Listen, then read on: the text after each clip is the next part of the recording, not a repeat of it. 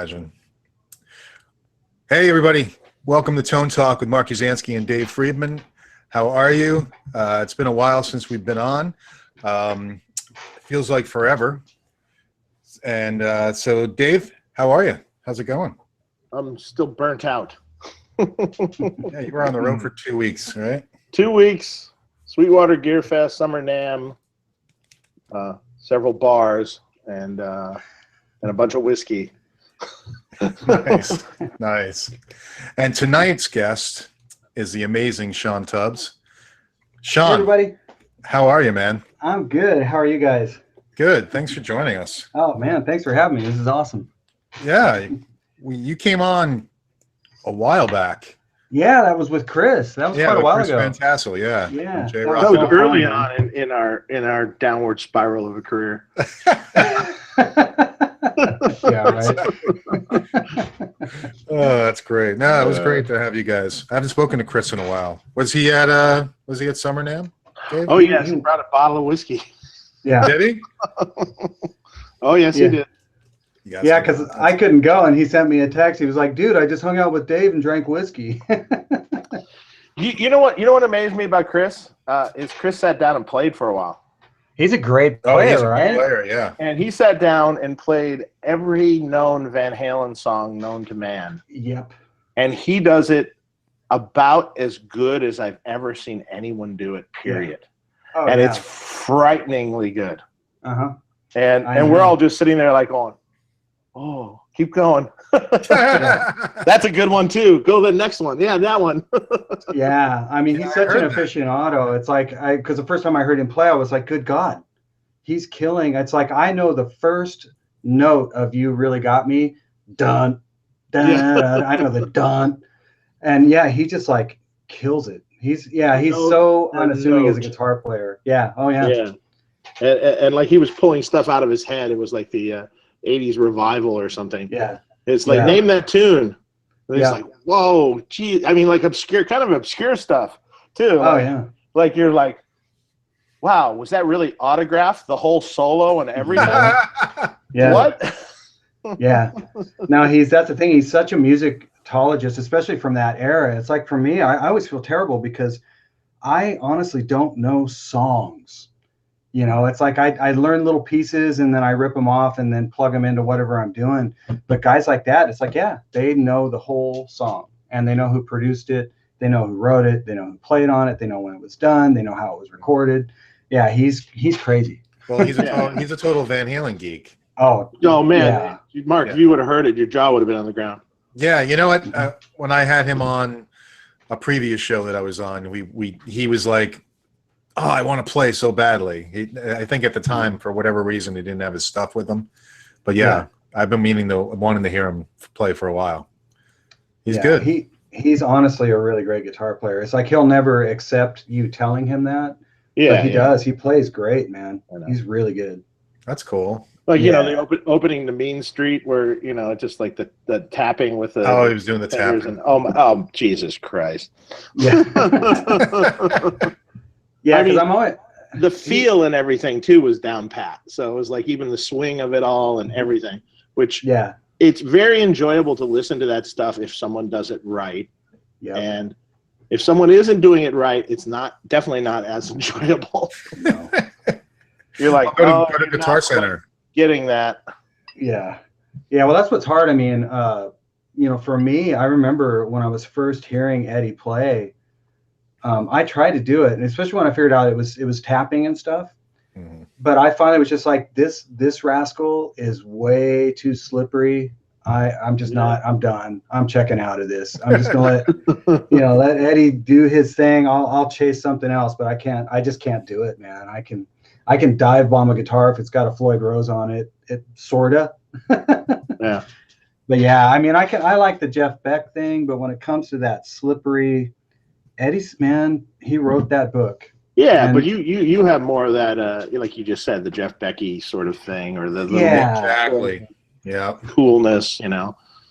Yeah, but Eddie, good God, you know, yeah, he's something else, man. I'll never be able to play like that. I gave up a long time ago. You know, I'm still trying. I still try, but I get so freaking frustrated. Plus, man, it's like me trying. I struggle with like slide playing. It's like I can do it if you give me a week. I'll come up with a slide solo and it'll be fine. But it's the same thing. I'll hear guys play slide and it's just like, oh my god, I'm done. You know, like who would you think is really great? Slide. Oh well, Derek Trucks, of course. Yeah, but there's kids now like Ariel Posen, Joey Landreth. There's cats that are just Ian Thornley. Of course, Sonny Landreth is insane. But like when I hear like someone that can legitimately play slide guitar, I'm just heartbroken because I just know that's not in the cards for me. Who's the there's the guy. He was at Sweetwater, and we heard some stuff coming out of another booth, and we kind of rounded the corner to like, what's going on here? And it's the guy with the shovel. You know, that has the slide thing. That guy, the long-haired guy. He's been on and YouTube. He was, and we're just like, oh my god. Yeah. Really? Yeah. Was that good? Yeah. Oh my god. And he's playing a shovel. Yeah. No, it's a shovel. It's a shovel with a string across it with a pickup. Or I don't know. I didn't even look how close. But I think it's just 2 strings. But I remember my monitor engineer Cam sent me this link, and he's like, "You got to check this dude out. He's playing a shovel." Yeah. And it looked like he was playing 2 strings, and he was making more music than I've ever made with 6 strings in my life. Like great vibrato and great, you know, just like really, really good. Yeah, and then after that, he's using a slide, which is pissing me off. Yeah, you know, the guy that's with us, Dave Black, that comes with me to some of these shows, he's like, come here, and go around the corner of the booth. He's a big slide. He loves slide. And he dabbles in it himself at home. But he's like, oh my God, listen to that. And I'm just like, wow. Yeah. It was great. Well, and there's other cats like Blake Mills is haunting slide guitar player. I mean, it's just, man, the guys that can do it, it's almost like a drummer all of a sudden deciding he's going to be a Latin percussionist. It's like, no, you're not. Right. Just because you got some congas and some timbales, no. Just because I have a slide, nope. You kind of have to grow up doing it, man. You really do. Yeah, out here we got Greg Lease. Oh God, yeah, Greg's amazing. He's insane. He's amazing at a bunch of stuff, but yeah, I was gonna say he does whatever he wants. Yeah. Yeah, but I always liked how he incorporated. He's played on so many different records where you know, things like Smashing Pumpkins records and stuff where it's slide guitar, but then with effects on it, so it turns into sound design almost. Yeah. In a very cool way, and he was always really great at that, or down to the rootsy stuff, like playing with Ryan Adams and everyone else, Keith Richards. Oh yeah, yeah. Everyone or else. You know, there's cats like Junior Brown, of course. He's so good at that kind of lap steel slide kind of stuff. Right. Yeah, it goes on and on. If I had to pick just one that just haunts me, it'll probably always be Derek Trucks.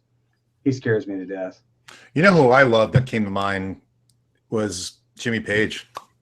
Oh yeah, I love his slide playing. Well, and then George Harrison, for God's sakes. Yeah. Jeez, you know. That's true. That's true. Jimmy Page in general. Forget about just the slide. There's this beautiful element of slop, in this such a musical cool way that it's just like, oh, can't. Well, I call all those guys because you don't look at someone like Jimmy Page because his technique is insane, because it's not, but he's a riff writer, and everything he does is so Jimmy Page. It's just everything is beautiful.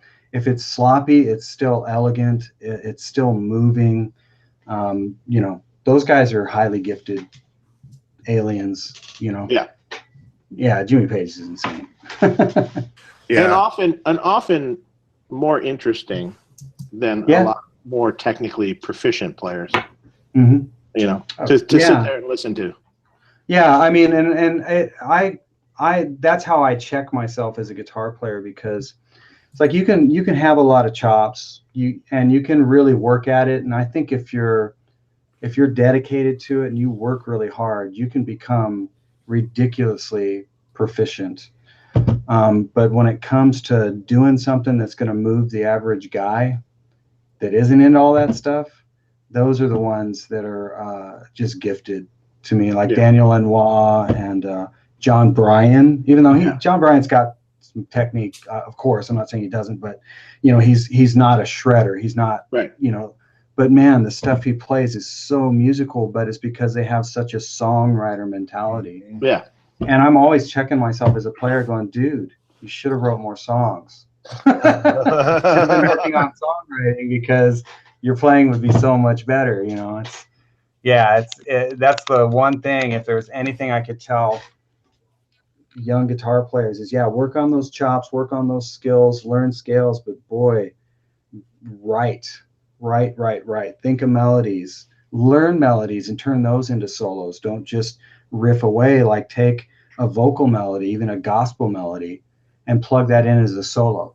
It's like, wait a second, that's a beautiful melody. Learn the melody, which won't be easy, by the way, and then try to plug that in as a solo, and you're going to be a way more prolific guitar player. You know, it's just, that's the thing that kicks me in the nuts every single time, is when I hear a guitar player that's a songwriter, especially around here in Nashville. It's like all these guys that write, you'll listen to their acoustic playing and just go, God dang, I could play like that too if I wrote songs. It's really hard to write a song. Well, as I say, a really good song. Good song. Yeah, because I've never written a song from top to bottom in my life. I can write riffs. You know, I've written like 130 of them on YouTube.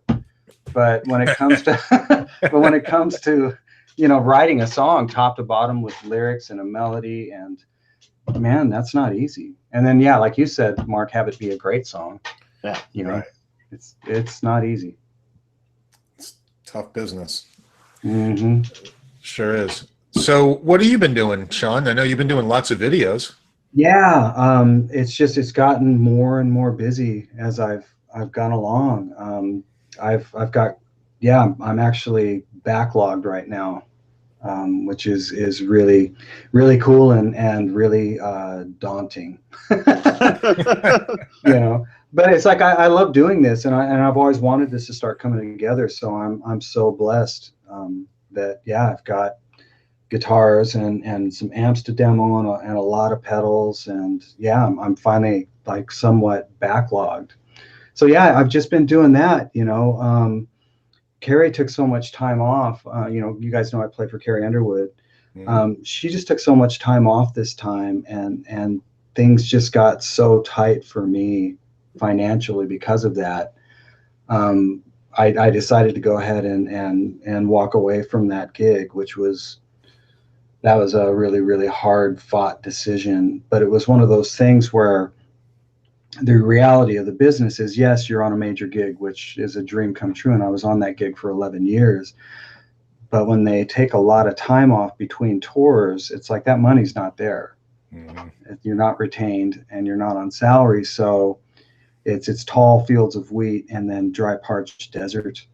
So for me, I just thought, you know what, I think I just want to stay in this struggle and just put bricks in my own house and really try to develop this kind of YouTube influencer idea and just see what happens. And so far, it's just been an incredible blessing.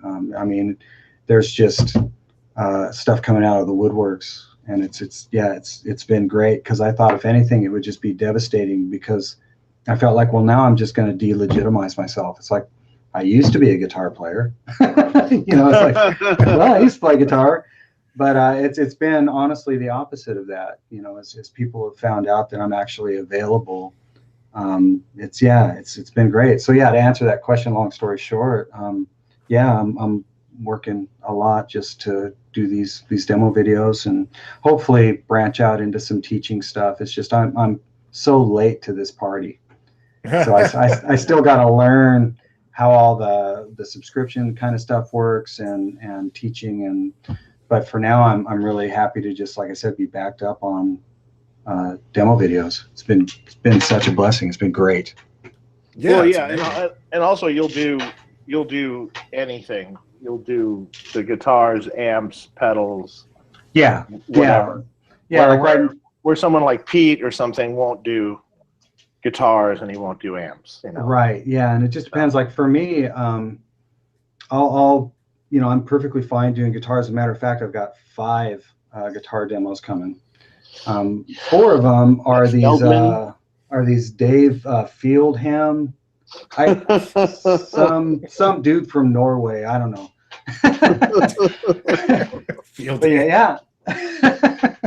And I've got those coming, and there's another company called Iconic from San Diego that sent me a guitar to demo, and it's beautiful. I'm excited to demo that. Yeah. My only thing with demoing is I just have to connect with the product, and it's only happened a couple times, and I obviously won't name the product, but where it was like this, it's not that the product is bad, but people are going to see right through me. I'm a terrible actor, and I can't do the product. So that's the only time I'll ever kind of pump the brakes or say no, is if I just know that I don't connect with the product. But guitars, amps, pedals, it's like I'm not going to do a video about guitar picks. I'm not going to, there's certain things where it's like I play Fenders. I'm not going to switch to another guitar pick, because the second I switch to a custom guitar pick, here's what's going to happen. They're going to stop making them.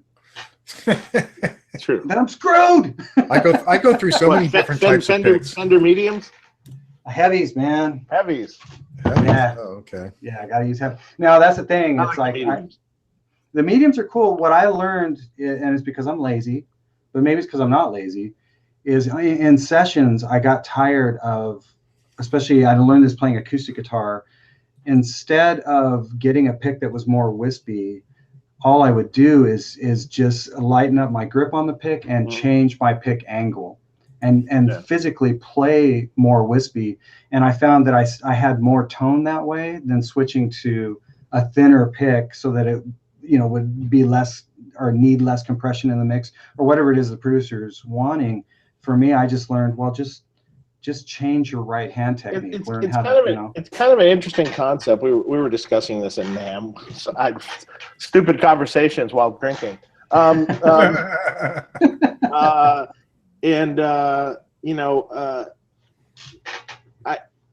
kind of dawned on me a while back that, I deal with Eddie Van Halen a lot, and he's a client of mine and this and that. And, I was wondering why, his Wolfgang guitars had very small frets, like the latter ones. I think they've changed it since even, haven't they, Mark? Or they still have the tiny frets? On the USAs, they have the vintage frets, but on the specials and the standards, they went to medium jumbos. The jumbo, large. Yeah. So the USAs, the guitars he uses had these small frets, right? Mm-hmm. But he was tuning down to E flat with 9s. Mm-hmm. And also using a medium pick. Mm-hmm. Years ago used a thin pick. Mm-hmm. Or at different times a thin pick or medium pick. And when you actually think about the combination of that, it makes total sense. Mm-hmm. Really large frets tuned down to E flat with 9s, you're going to pull them out of tune. Yeah, you're going to fret sharp. You're going to fret sharp. Too heavy of a pick with 9s tuned down to E flat, you're going to smack it too hard and it's going to go out of tune. Yeah, it'll start sharp and drop. That all sort of makes sense. Oh, yeah. So I think ultimately, depending on what your string gauge is, what tuning you're playing, it might dictate the kind of pick you're using. Oh, it absolutely does. And yeah, it absolutely does. Because for me, it's like I'm not staunch telling everybody only play heavy picks and change your attack. But for me as a session player, what happens is you're kind of stripped of your musical identity. You don't have a style. Your job is to fit whatever needs to be accomplished. But I would say if you're an artist like Eddie, or you're an artist guitar player, and it's not, you're not wanting to do the session thing, then yeah, if a thin pick with whatever gauge strings and whatever tuning works, then by all means do that. But for me, yeah, it was one of those things where I'm like I said, it's kind of lazy, but I just wanted to be kind of a jack of all trades player without having to switch between 16 different guitar picks. I just kind of wanted, the one to work, so I would just change. And even playing with Carrie, switching from electric to acoustic so much, acoustic guitars, especially plugged in, Dave and Mark, you both know that can be a disaster. It was too heavy of a touch. Yeah, so if you lay into that thing like you did on a microphone, it was going to sound like you were murdering a duck.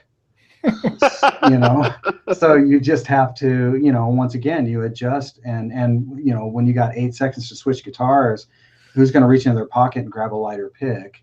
So for me, I just learned, man, just play pick and just change. Yeah, exactly. That's cool. Hey, Dave, when you were at Summer NAMM, did you go check out the 78, the Van Halen 78 guitar, the Eruption? Sure, the overpriced.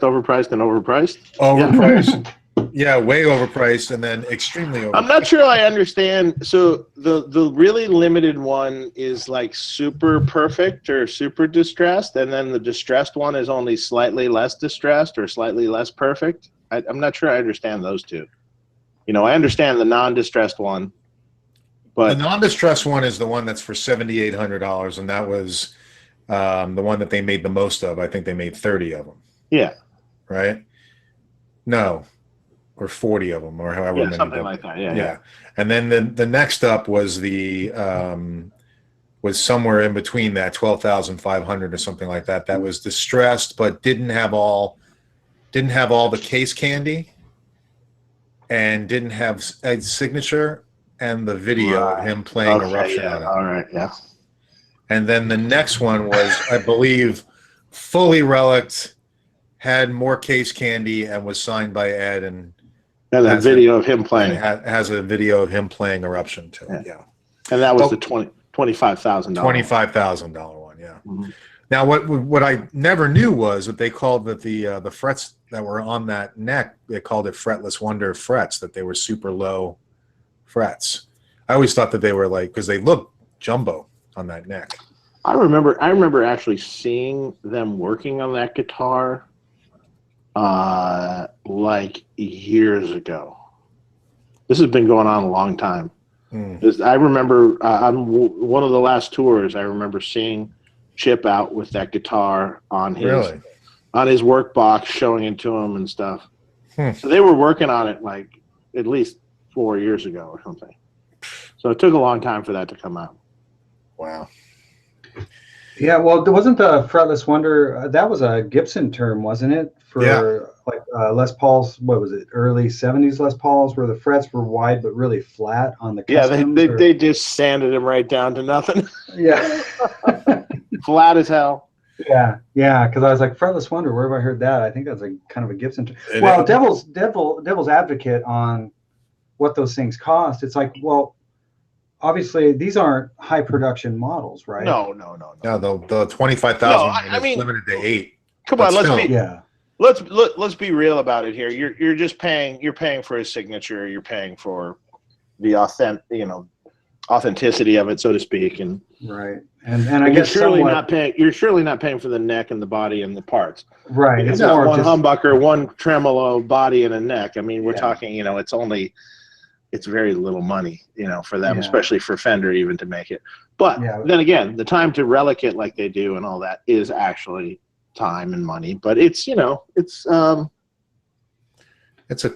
what? It's more of a one-off. You know what? Piece, I bet. I swear to God, they probably sold out all of them the first day of NAMM. I'm sure, and I bet you most of them went to Japan. Well, maybe some of them. I mean, I talked to a couple dealers that at the show, they were talking about these guitars, and when the first time they came out with the red and black one, they were $25,000 also. Yeah. And they got a few of them, the dealers, and he goes, "Well, we didn't sell them for $25,000, but we sold them for $19,000 or something, or $18,000." And then the mark on the guitars was quite nice, from what I understand. So in turn, the dealer still made way more money than they make a normal guitar. Yeah, I see. Okay, so the 25,000 is the MSRP. That's the map price, or yeah. But I guess the map price. It'll sell for if a dealer actually gets it and they don't sell it at that full price, then they'll discount it some more. Right. But they're still not going to lose even if they do that. But I guess what it boils down to is it's I've got this guitar or car and you Well, it's a don't. collector's piece. Yeah, it's like there wasn't a ton of them made. So if you've got it, you're probably the only kid on the block that does. Yeah, it's going to be worth money. Right, you got to be one. I mean, look, if I had the cash, I'm a huge Van Halen fan. At 25,000 or whatever, 20,000. If I could burn it, I'd probably, sure, that'd be awesome to have, But Yeah. But here's the thing that I from a business perspective, we were talking about this online. All right, sure, he's going to sell 8 of them at $25,000. I think ultimately you add it all up, it's about $1 million or close to.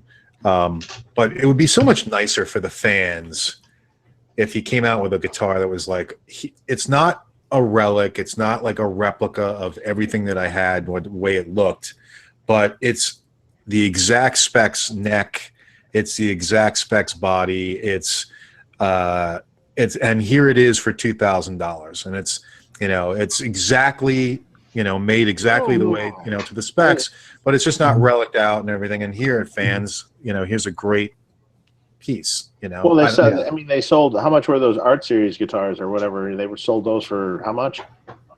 $8.99 or something, or were they that inexpensive? They were that inexpensive? I didn't realize. Yeah, and the only problem that I found, I have to say the guilty pleasure when they came out with the Star guitar, with the authentic like Dan Electro style neck and everything. Mm-hmm. I even was looking at that going, oh man, that's kind of cool. Mm-hmm. But what turns me off about it is when I saw it, is like it's covered in a big heavy clear coat over the paint, and I'm like wish they just would have literally sprayed it, and it would have been cooler to me. And then, just like not with the big clear coat, because I would literally, if I were to get something like that, I would literally sand it down. Yeah, I would sand the clear coat off of it just so it was matte or it looked more, Yeah, yeah. Well, I guess therein lies the process. It's like, they could sell them that way, but then there's going to be all the guys that are whining because there's a bunch of glitter on their lap the first time they sat and played the guitar. It's like, they don't want people whining about the finish coming off it, so they're going to clear coat over that. So yeah. But I'm like you though, Dave. It's like, I always just kind of I always play both sides of the fence in those things, because it's like, well, there's a little bit that goes into selling things, But for me, I'm like, don't put any clear coat on it. Just spray the thing. Not at least not thick clear coat that you can see. Or make it satin or something. Right. It's well, we're talking about clear coat on that $25,000 replica. They've cleared it. I wasn't there. I didn't see it. No, it's not clear coat. It's not? No. You sure? Well, I was looking at the guitar in the booth, and it looked. I mean, I could only get so close to it, but it looked like it was the raw paint. But because it was just like the other Frankie. But the difference here is that the thin pinstripes was actual tape. Okay, well. So my thought was when I was looking at the far more of a geek than I am about this. I'm a ridiculous geek. Yeah. So like for me, it's just like, okay, whatever. so I just wonder if the tape, if the 1/8, pinstriping tape was actual clear coated over, because otherwise it'll come off, like what you did on his guitar. He ultimately there's pieces folded over. I didn't know any of that stuff, so thanks for enlightening me. Now I feel totally like too much of a geek. Leave that to me. Okay. You know what? I always was like, the other thing that bummed me out too is, the kid in me still wants one of those guitars just for the heck of it, but I can't do it. I just can't do it. I can't just. Yeah.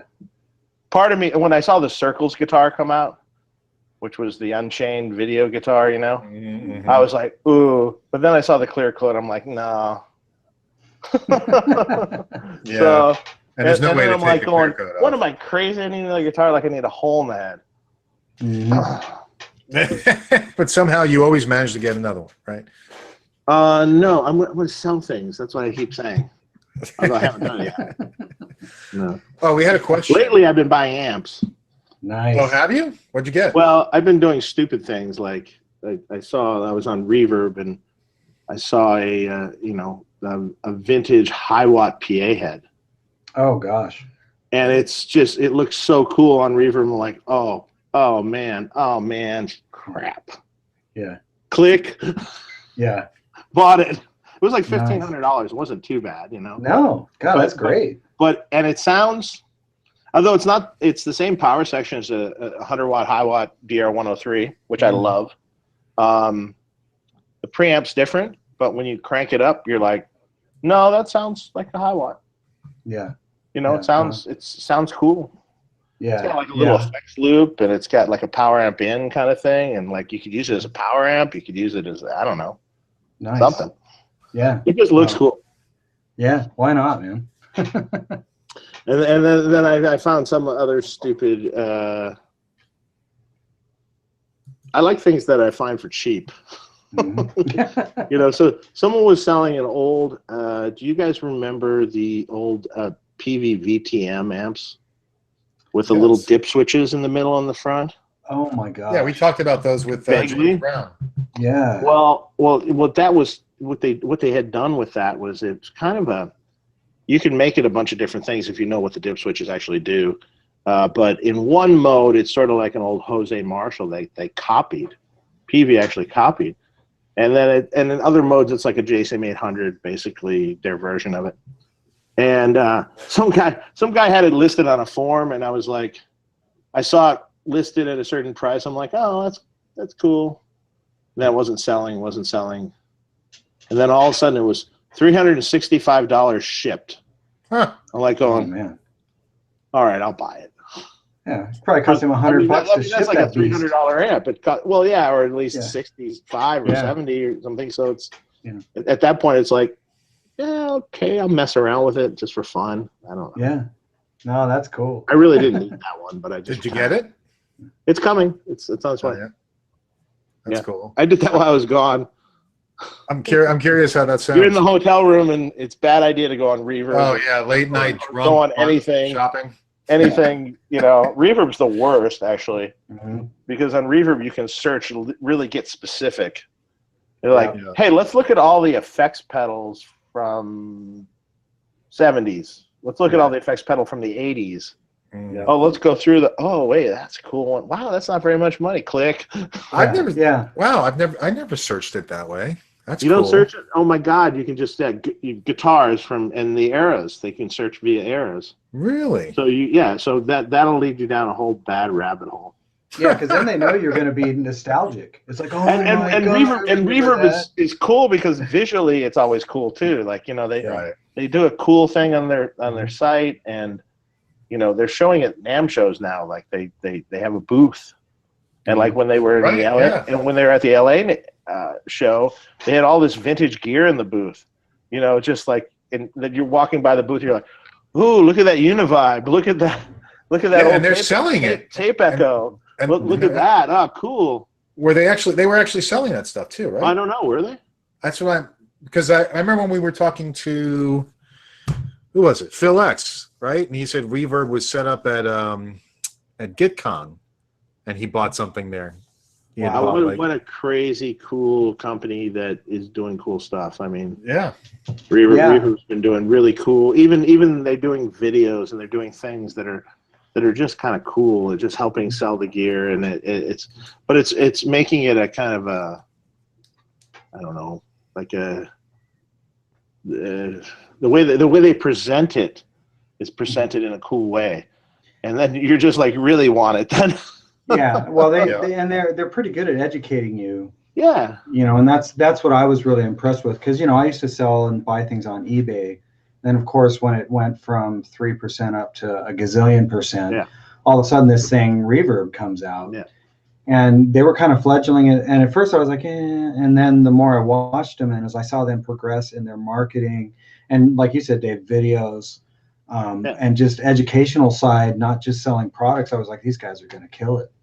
And they're doing great. And if I buy anything, then eBay lowers their percentage rate to 3%. Right. So but still, let's match Reverb. Yeah, but for me, I'd still stick with Reverb, because if you're a musician, that's the thing. It's like the platform is better. The platform is better. It's a music platform. Why would you sell on a all over the world mess platform when you're trying to sell a guitar, not a ball of cotton. Yeah. Right. Yeah, and I think I mean even though the reach is bigger probably via eBay. Well, overall, I think it still serves a purpose, both platforms. And if Sure. you want a larger reach for a product, probably eBay is still a larger reach. Mhm. But that gap is closing, I think. Yeah. And you're screwed now, Mark, because you're going to go on and search via eras now. Yeah, especially pedal. The guitars, I'm limited no matter what with the lefty thing, but pedals and stuff. Oh my God. Oh, did you go to Carter's Vintage last year? No, I When need you were to in go. town? You should have gone there because they had I think it was Carter's Vintage. They had a bunch of lefties. Oh, really? That's Oh, yeah. dangerous. That's dangerous for you. Yeah.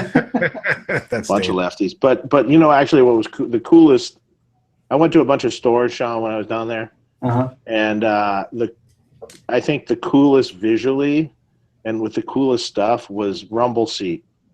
Yeah, they're cool. Dude, Yeah. you walk in that store and you're just drooling from get-go. Yeah. And and the way they display the gear, Mhm. they just display it in such a cool way. Yeah. Some of it's not for sale, but Yeah. but hey, it's so cool. Yeah, there's so many great shops. I mean, I still like to peruse. I guess if I'm going to just wander through a shop, it's still Groon. Yeah, but it's kind of crappy unless you get the VIP treatment and go upstairs, right? Well, yeah, upstairs it's insane. But for me, it's kind of I guess because I'm such an acoustic guy. Mm. The stuff they just have sitting out, accessible is pretty cool. Lots of acoustics. Yeah, we went there. Yeah. So We I'll wander did a through. little tour of all the stores, pretty much. Nice. Well, I had 2 days off, so I just kind of we went off, Yeah, Nice. yeah. That's perusing. great. Yeah, there's a lot of amazing shops. Because I kind of come from, I used to work at a shop. So Yeah. my big thing is man, it just depends on the vibe of the shop that'll either make me not want to be in there at all or make me want to hang around. Right. And yeah, there's like Groon, they're really sweet, Groon and Carter's, and that's kind of it. Any shop where I feel like I darken their doorway, I just kind of like, oh gosh, I probably should get out of here because Yeah, we went to Groon's and of course Rumble Seat and Carter's, and we went by Corner Music, but there's nothing to see there. yeah, I haven't been to Sorry, Corner in a long time. sorry, Corner Music, but there really isn't anything to see. I hear the Guitar Center there is good. British Audio too, went by his little shop, the service company or whatever. Sure. And I got a tour of, he's revamping his upstairs and everything. Nice. And, it's pretty cool. He's got a studio up there and everything. Wow. Yeah, like pretty cool. Cool guy. Yeah. It was cool, and I don't know. I think that's about all. I didn't wind up going to the Guitar Center. I just it was Guitar Center. I just couldn't. Yeah. I know, but I've heard good things though about at least their whatever platinum room there. They got Well, yeah, good stuff here. Well, they have Tony Higbee, and Tony Higbee is a great salesman of ours. So Didn't know that. So yeah, he plays with Tom Kiefer. Oh wow. In his solo band. You don't know Tony? That's good. Yeah, I didn't know. Yeah. Well, I mean, I haven't been in that Guitar Center in probably 3 or 4 years, to be honest with you. Yeah, Tony and he's like always was their top sales guy, and he would deal with all the pro guys, and it's like what you wish all of Guitar Center was, and Tony was just a go-getter, but he's also a great guitar player, and has his own project. I think that Nick Raskulinix just had something to do with, and then he plays with Tom Kiefer normally. So, wow, that's great. Good for him, man. That's awesome. Yeah. So now, Shawn, we were talking. So one of the things also was about tour life, right? So yeah. So I was going to ask you before. I was like, well, would you consider going back on tour with, say, another artist? But then I thought to myself, maybe that's not something you're interested in. No, I mean, it's kind of a young man's game. Touring with Carrie, they took really good care of us. I mean, the hard part of that tour, like I said, is she takes a lot of time off. So you make really great money, but it's only over about a 7 to 8 month period of time. So you think, oh my God, I made all this money in 8 months. It's like, well, wait a second. You need to take that 8 months and actually make it 24 to 30 months and divide it by that. And then that's what you actually made. So, it is kind of a young man's game. Like for me, where I've got kids that are 15 and 18, my girl's about to take off to college. There's a lot of stuff that started piling up. Well, you're almost done. Yeah, I know, right? Empty nest syndrome is going to be. Good times coming. Oh my gosh. Well, but it's like but on the other side of that, I missed so much of their lives when I was gone. So I'm doing that kind of math. I guess to answer the question, yes, I would, but it would need to be, something that paid really, really great, and just was music that I just was crazy about. Because otherwise, like I said, I just kind of want to try and start putting bricks in my own house. It's like you spend so much time brick and mortaring somebody else's house for a paycheck. Their house is still there while they're not paying you anymore. So, and I'm not belittling I mean, that's just, it seems like that's just the way it is anymore. I don't know that many artists are really retained anymore. I don't even know that a lot of them are on salary anymore. So for me, it's like, it would have to, it'd have to be big, big money and music that I really loved. Right. And we talk about it, but and what's so hilarious, I was thinking about it, I was like, geez, man, I've been on the Carrie gig for 11 years. So, I'm not really, at the end of the day, this sounds hilarious, but I'm not really road ready. I started laughing. I was like, well, wait a second. The Storyteller tour was all done on fractals that her management company bought. And all my guitars were in guitar boats that traveled that they bought. And before that, they bought the amp cases that my amps went in before we were using fractals. So here I am, like, I've got all this equipment and none of it is ready to go on tour. Right. It's like, I was thinking, what if like somebody did call me? I'd be out of luck. I'd be like, or someone wants to call you and wants to go out for. Can you do some weekend dates? Yeah, I'd be like, can I? I'll do, like, if you wanted to do that, you could do some weekend dates for some artist or something. Yeah, if I can borrow a case from them. Yeah. I'll use the backline Can I put my amp in a gig bag? That's funny. Yeah, well, it's hard being on the road, and like you said, you got older kids, and and honestly, being on the road, like I said, it's kind of a young man's game, and you think. And it is, to a degree, it is a blessing, and it's so fun to be out gigging. But at the same time, it can become a really, really lonely place because you're just in hotel rooms all the time, and you just get to a point where you're surrounded by people, but at the same time, you're completely lonely. It's kind of hard to explain to someone that hasn't that really would love to be on a gig like that.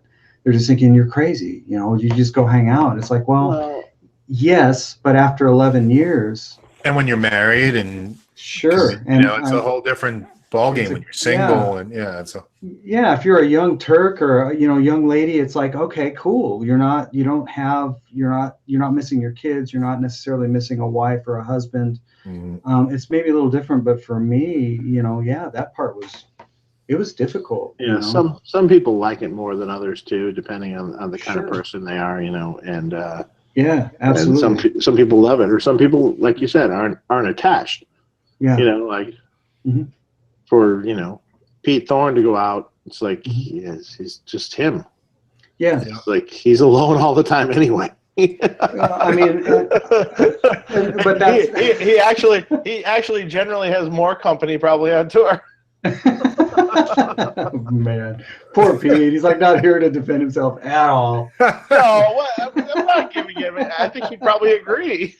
That's So yeah, funny. Pete's a really good example. I mean, Pete's not a teenager, but Pete's No. younger than I am, and yeah, he doesn't have kiddos. He's not married. Mhm.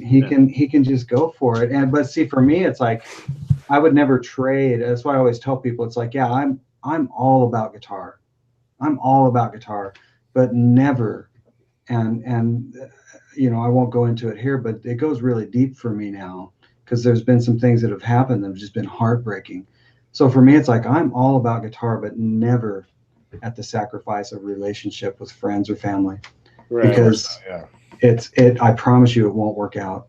Eventually you'll wish you hadn't. You'll wish you'd found the balance. Right.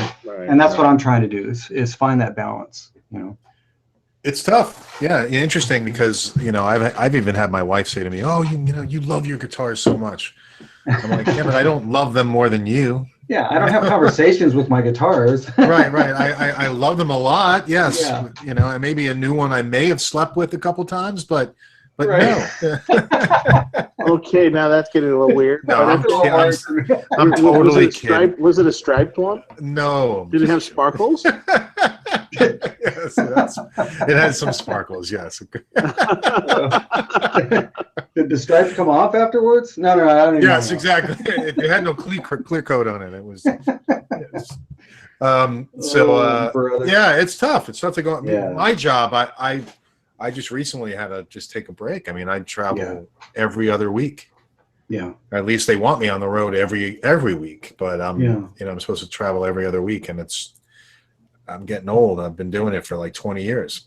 Yeah. It gets tiring. Yeah, absolutely. I just toured NAMM shows and Yeah, you know how it is, right? and 2 a few weeks. other little things. Yeah. But Dave, Yeah. I can't imagine that, man. Going Gearfest to a NAMM show. Well, yeah. So here's the logistics of it, right? So I fly into when I ever go to Gearfest, I always fly into Detroit because flying into Fort Wayne is a nightmare. Because you have to go a little puddle jumper into Fort Wayne, and you generally have to wait an hour in an airport, and by that time you could just drive there.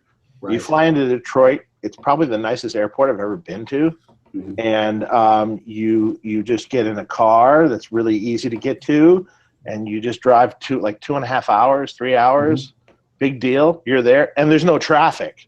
There's zero traffic, so it's like you're talking to your buddy and you're like, "Oh, we're here." Yeah. Okay. Well, 3 hours is gone. Great. Done. Yeah. Check into your hotel. The next day is setup day. Mhm. So you have to go set up your booth from pallets of cardboard boxes. This year we brought a little less than normal, so it was more manageable, which was great. But the problem with Sweetwater is generally it's got a rain issue. It always has rain. That's right. It's tense out there. It's tense outside, by the way, everyone who goes to this. Yeah. It's wedding tents or circus tents or whatever you want to call it outside, multiple ones. But what's the building that they have inside though? I saw Mitch Well, Gallagher. no, they have a beautiful facility. It's unbelievable. It's an incredible facility full of amazing studios and their store and they have it's crazy. It's like kind of like the Google of guitar stores, right? Or music stores. So or Amazon. So right? they have their own cafeteria. They have their own like coffee shop, like a Starbucks, kind of style. They have some game room. They have a gym. They have personal trainers if you want. They have a hairstylist. You literally could never leave. It's fine. They probably have daycare, right? I don't remember. Oh, seeing that, they do. but They maybe would have to. Maybe they do. I would think they would. Yeah, maybe. But I didn't see that though. I don't remember seeing that. An incredible facility, incredibly well run, well organized, just completely like I said, it's like Google. It's all like, the whole building is all of locally sourced materials and a constant 70 some degree temperature year round, and it's crazy, like green sort of building, lots of natural light and everything. Seems like a cool place to work. Yeah. Would be a cool place. Yeah, I mean, and here's the other thing that too. I was talking to some guy that became a sales guy there that used to live in another state, right around there, and who I had apparently talked to via email before. And he goes, "Yeah, I had lost my really well-paying job in this other state, couldn't get another really good job there, and I was talking to the Sweetwater guys, and he goes, the sales guy finally told me what they potentially can make there." And he's like, "How much?" And Really? now he's a sales guy. Well, I mean, a really good sales guy there can, make upwards of, 6 figures. Yeah, I would think so. I would think so. If you're good. If you're good. If you're organized and you can really, like, he was telling me that one guy that was there that was really a heavy multitasker. So like he actually could queue up someone else he was going to call while he was talking to this other person, while he's getting like the next one ready at the same time. And just like, it was like a machine. And like, he was the top grossing guy, period. Wow. But you can potentially make really good money in a state that, is very cheap to live. Yeah. Now, when you call over there and you're talking to one of those people, I mean, are they all based in Indiana, or you don't have? Yeah, no, they're all there. Oh, really? They're all on site. There's like little cubicles upstairs there. And, The whole phone center and everything. all the sales guys go there. Yeah. Yeah. Okay. I don't know how that exactly works, how they delegate it, but Well, I mean, I honestly, I buy everything from Sweetwater. Anything I buy new, it's great. I've bought Yeah, from it Sweetwater. is awesome. And I remember the first time I bought something, there's candy in the box and all that. That was cool. But what I really dug was I got an email saying, "Hey, were you okay with your product?" And I was like, it was a freaking mic stand. But I went ahead and emailed back. I was like, "Yeah, it was great. Thank you so much for." And I thought, well, I won't hear from him again. And he reached out. He reached back saying, "Well, really appreciate it." I was like, "Wow, who does that?" It's unbelievably good customer service. Yeah. So I was sold. Done. So you can't argue. Yeah, I mean, exactly. It's like, and also they have the people that can really help you if you do have an issue. Yeah. Say you're buying software, or you're buying something computer related, or something like that. They could really help you through a bind if you have an issue with it. Oh yeah, but I mean, I've had buddies that hadn't even bought it. I mean, they had bought things from Sweetwater, but they got a new computer and they're trying to figure out how to transfer their Pro Tools software or something like that. I'm like, call the Sweetwater cats. And sure enough, man, they sorted them out over the phone. No, they're all really good guys. Yeah. It's a well-organized, great facility. So, we show our appreciation by going to Gearfest. Yeah. And so, you show up, you set up your stuff, and it's, this year, pretty much it rained not the entire time. Yeah. Setup day, it was raining and then pouring at one point. Wow.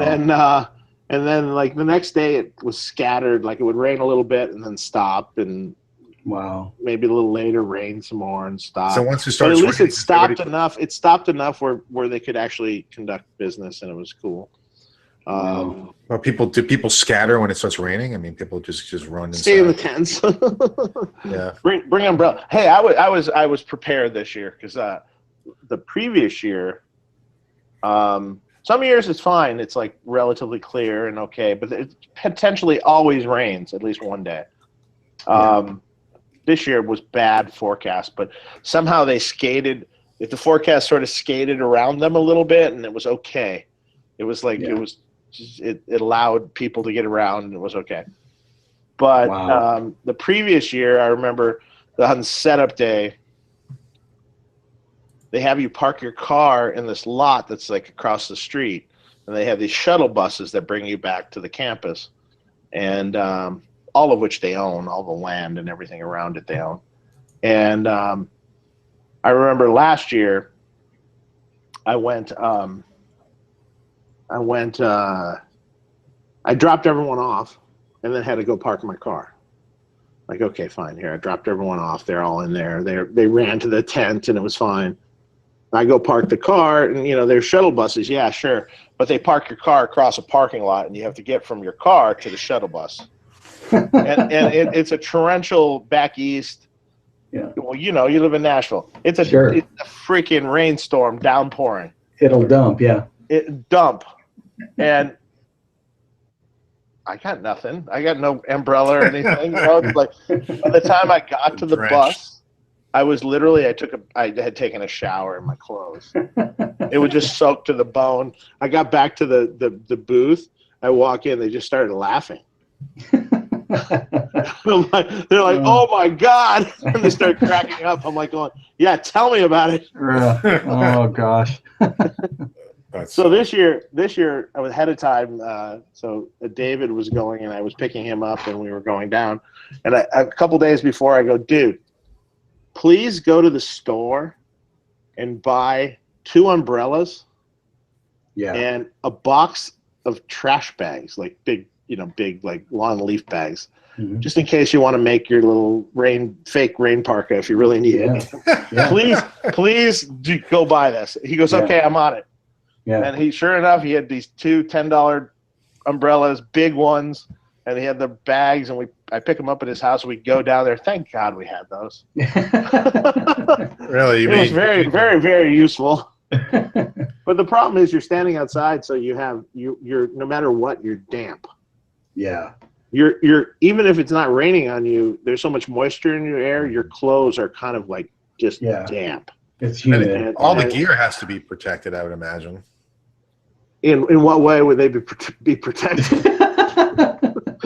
There's guitars, right? There's guitars on stands. It's not getting rained on, but it's still damp. Everything's damp. The guitars, the necks are going crazy. It's just like really. Oh wow. Yeah. No, it's tough environment. It's a tough environment. Yeah. So we do that, and we then that's over. There's a couple days of that, and Sunday we drive to Nashville. It's a 6-hour trip to Nashville. Not too bad. Get into Nashville. Great. We got a couple days off. Fantastic. We check into the Omni Hotel. Oh yeah. Which I think you know where that is, right? That's real close. That's close to the convention center. Across the street from the convention center. Yeah. So. Yeah. And by the way, that's a very nice hotel. Oh yeah, Omni's great. A really nice, incredibly nice rooms. Mm-hmm. I actually texted the guy who booked the rooms back, and I go, "I owe you a nice bottle of something." Yeah, I really do, because this is incredible. Mm-hmm. Yeah. I had a corner room, so the corner rooms are wall-to-ceiling glass on 2 of the 4 walls. Nice. So on the 13th floor. So you just walk in your room and you're like, wow, I feel like I'm on a perch. On the 13th floor, though. Yeah. They normally don't have those in hotels. I know, but I like that. I was born on Friday the 13th, so. Oh, okay. Nice. This is a lucky. 13 is lucky for me. Yeah. Did you select that on purpose, or is that a thing, or no? You just coincidence? No. They just gave me the 13th floor, and I got the best room of anyone. I'm the only one that got a corner room. Nice. So did you strip down butt naked and go to the curtains and do the old? Definitely not. No. Come on, man. I was, we had a good view of a bunch of construction workers with some cranes. I'm trying to avoid traumatizing them. Right. So no. Now you had the wife and kids there with you too? Wife and kids came out. They came out on Tuesday. All right. So, Tuesday through Saturday, and then left on Saturday. So I had Sunday night, Monday night, and again on Saturday night. Right. Without them. So. Yeah. Wow. Night's free. Which I was like at the point of my son, who's 7. in a hotel room with you who Oh, yeah. happens to wake up at like, the crack of dawn, and you're kind of like, leave me alone. You're sitting right next. Don't bother me. Just be quiet. Right. Watch TV. You've already said this 150 times, and you're just about ready to kill him. If the window opened, I'd drop you out. I love when they want to jump on the beds back between. No, that's not going to happen. It's just like he's bugging you right from the get go, and you're like, oh, really? Just let us lay here for come on, I'm okay with like a little bit later, and I'm okay with it, but just come on, give me another hour and a half or something. Right. Don't start bugging me at 5 a.m. or something. Oh my God, that's impossible when you're 7 years old, man. Yeah, no, I know. It's exactly. They bounce off the walls, and it's just like, come on, let's. Dad. It's like, you know what I'm going to do to you in a few minutes? I'm going to strangle your little neck. Of course, I wouldn't do that, but just in case someone's offended by what I just said. Right. Have some kids, and you'll know exactly what we're talking about. Anyone with kids will know the jokes that it's like. Right. I'm going to throw you out of the car here on the road here in a minute if you don't be quiet. Yeah. Because I've had it. Mm-hmm. You broke me. I was just talking about that with my uncle. And like you've annoyed me so much now that I'm ready to do whatever. Yeah, it's what you're thinking as opposed to what you actually say. Of course, I've never hit him in my life. But, Right. But hey, the visuals. Right. Yeah, I know. You try to scare. The problem is with him is he doesn't. You can't threaten him anymore. Yeah. He's past that. There's He's no like, fear. yeah, sure. Yeah, sure. Really? Yeah. I know. I can't even threaten my cat. Really? When you lose upper hand, that's it. Yeah. But I have to say that I think I felt worse for my wife, who has had to deal with him for the 2 weeks. Right. I was gone, and It's while tough we were on on the the trip mostly, and yeah. everything, and she actually texted me, and she goes, "When you're home, he's yours, for a year." I'm like, all right. Yeah. Fair You know that enough. whole take your kids to work day? It's take your kids to work year when you get back. Yep. It's like, okay. All right. Yeah, I'll deal with it. I used to get that too. Yeah, because when you're on the road, you're having fun. You're not working. But Well, yeah. We won't start that. It's some work, but it's some fun. It's some fun. It's some fun. It's some work. So it's Especially now. well with this a lot kind of of work. stuff. It's kind of like it's a kind of a lot of work. It's not really that much work, but Yeah. it's a little daunting. I mean, it's you have to. Well, you have to be on your stand, feet all you have day. to stand there and talk to people for 8 hours. Yeah. And after a while, you're like kind of just smiling and just Smile and wave. no offense. It's like, okay, this is my 7th hour now, and I really just don't want to talk to you this last hour. Could I just not? But then again, I want to be nice to you because you're a good customer, and of course I'm going to be nice to you. Right. But after a while, people, you got to understand. Well, it takes energy, man. It does. It's like if you have one more smile or one more thing out of you. But It's tough. Yeah. But we're always nice to everyone, of course, and Of course. because I do appreciate everyone's, Oh yeah, but it is. It's a lot of work. I that mean, bought my amps and everything else. But it's a lot of work. It's a little brutal. So Yeah. it's a bit brutal. You're a bit beat up when you're done. yeah, I'm sure. It's like, God, can we go to the bar that doesn't have music? Yeah. Or can we go to the people. restaurant? There's no music. Better yet, no people. Right. Right. Yeah. Yeah. Just quiet and just Yeah. food. Yeah. Yeah. Hey, so I wanted to ask you, Shawn, what's that? That's the Freeman behind you, the blue Well, Cali. Yeah. Well, You explain. this one, the blue one. Yeah, Or I the think Telly? no, the blue one. Blue one? Yeah, this is one of the 4 that I'll be demoing that they just sent me. I think this one, Dave would know better, but I think this is the California. Yeah, it looks like a Cali. Yeah, the Cali He guitar. just stepped out to the restroom, I think. Okay, but yeah, this one. Yeah, this is the first one out of the 4 cases that I got out to kind of stretch in and get ready to go. Mm-hmm. And yeah, it's killer. You keep that floating? Yeah, all of these guys, all the Floyds are floating on these. Yeah. Yeah. And this one's I guess this one's, is it 1-piece maple, Dave? Yeah, it looks like it is. Oh no, it's got a board. It's got a cap. Yep. But yeah, this is the first one that I got out to tune up, but it's one of 4. And yeah, Pretty. it's really nice. Yeah, it's killer. And this one, I guess it feels like it's alder, Dave. I haven't looked at the specs It is alder, yet. yeah. It's alder probably. Yeah. Most of them are maple neck. Mm-hmm. Well, one of them looked like it was actually swamp ash back, but maple top. Oh, is that one of the Metro Ds? It was red, crazy maple top on it. Oh, okay. Well, oh no, wait, is it a Strat style guitar? Yeah, it's a Strat. Oh,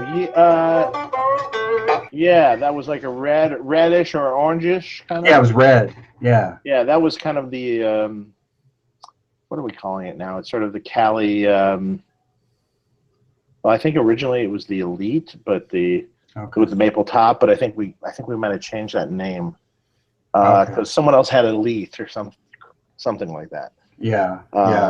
That was more of the prettier, non-aged kind of. Yeah, that one's pristine. It doesn't have no aging at all. Definitely more kind of the modern thing. Whereas this one, has more of the relicking.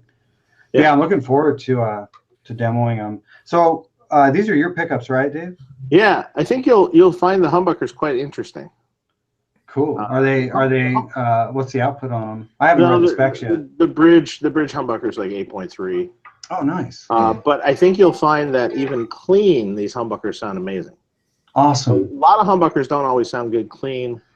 Yeah. But when you plug this into a clean amp, you'll be like, oh, wait a minute. Yeah. You'll see what I mean.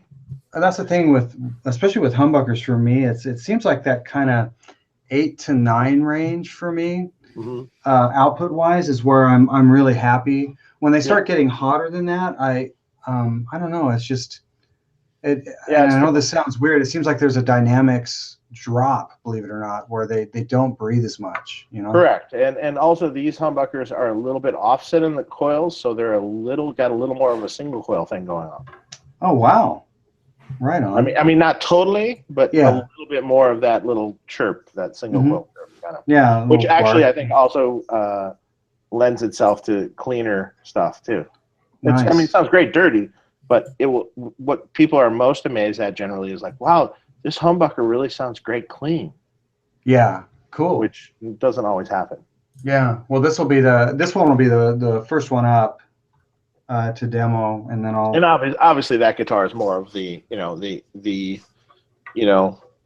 homage to the Grover Jackson style right guitar from the 80s, but it's actually quite useful for a lot of things. It's like at least it doesn't go out of tune. No, it does not go out of tune. I mean, once I had the strings stretched in, but yeah, the frets feel great. The neck is real comfortable on it. Now, do you guys these aren't just raw, Dave, right? Are they? No, they have a there's several processes on that, but ultimately it gets like this coating, this finish called good stuff, which is like kind of a it's not oil. It's actually a finish, but it feels like oil. It kind of just soaks into the wood and gives it a kind of a clear coat. Yeah. Not clear coat, but yeah, I know what you mean. Feels like an old neck still. Yeah, it does. I mean, it really. And honestly, though, I think I sent you a text about. Here, hang on a second.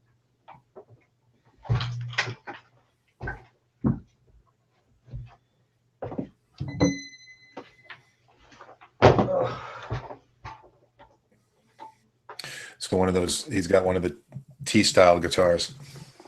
Yeah. With P90s. Trying to get my freaking nice. in-ears back in. I keep No thinking I'm worries. going to stand up and totally clothesline myself. Trying to get a guitar. But yeah, this one. So is this the same process on this one, Dave? Yeah, but that one might have been a little bit older. We might have kind Okay. of perfected it a bit more Okay. over time. Gotcha. That one might feel a little more raw. Yeah, I was gonna say this one feels a lot more kind of raw. And if it ever kind of comes up on you a little bit, just hit it with some steel wool or something, or some sort of, you know. Right on. To just knock it down a little bit. Right on. Yeah, this one's actually already made it into some videos, but Yeah, I saw that.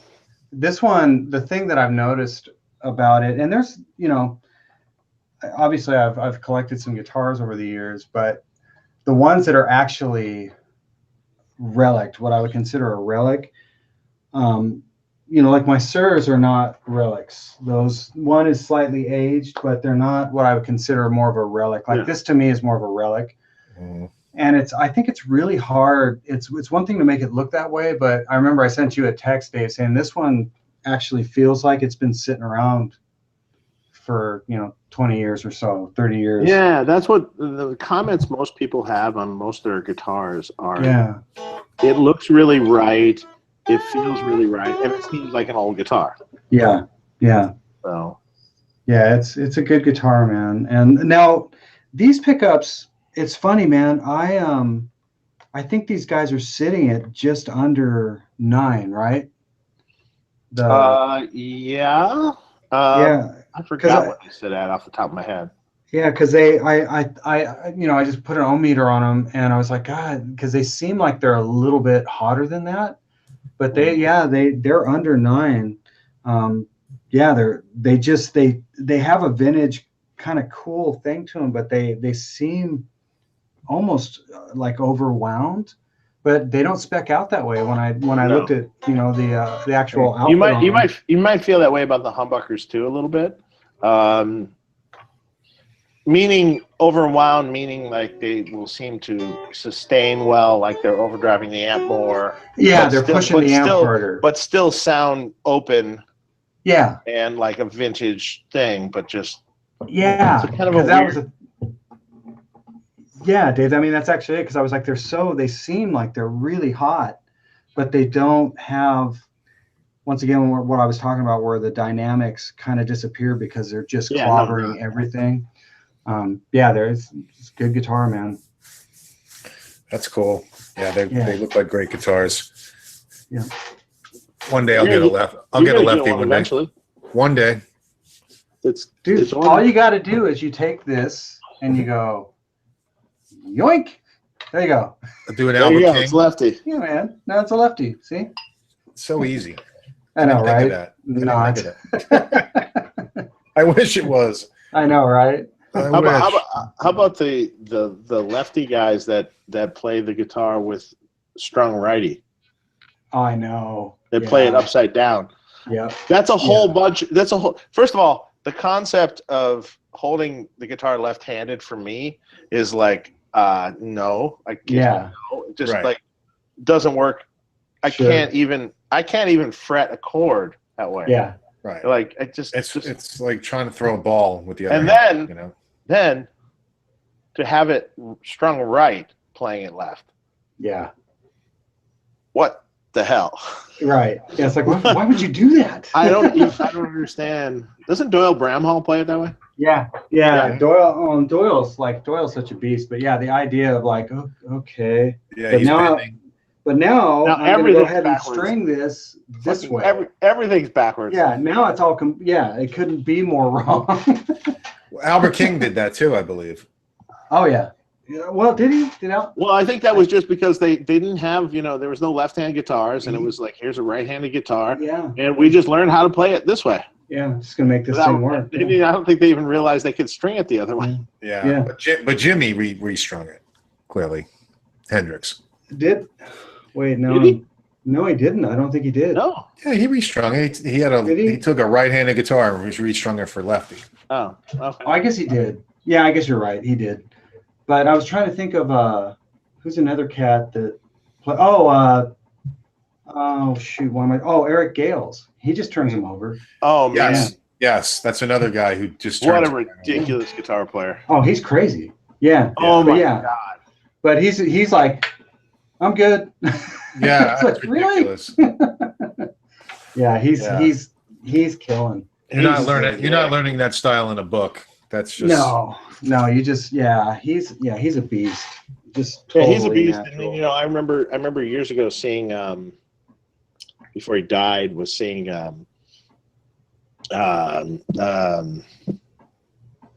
blind guitar player. Sorry, played this way. Jeff Healy. Yeah, thank Really? you. Yeah. I remember seeing him at the Coach House. Hmm. I think the Coach House or the Strand, one of the two. I can't remember which one.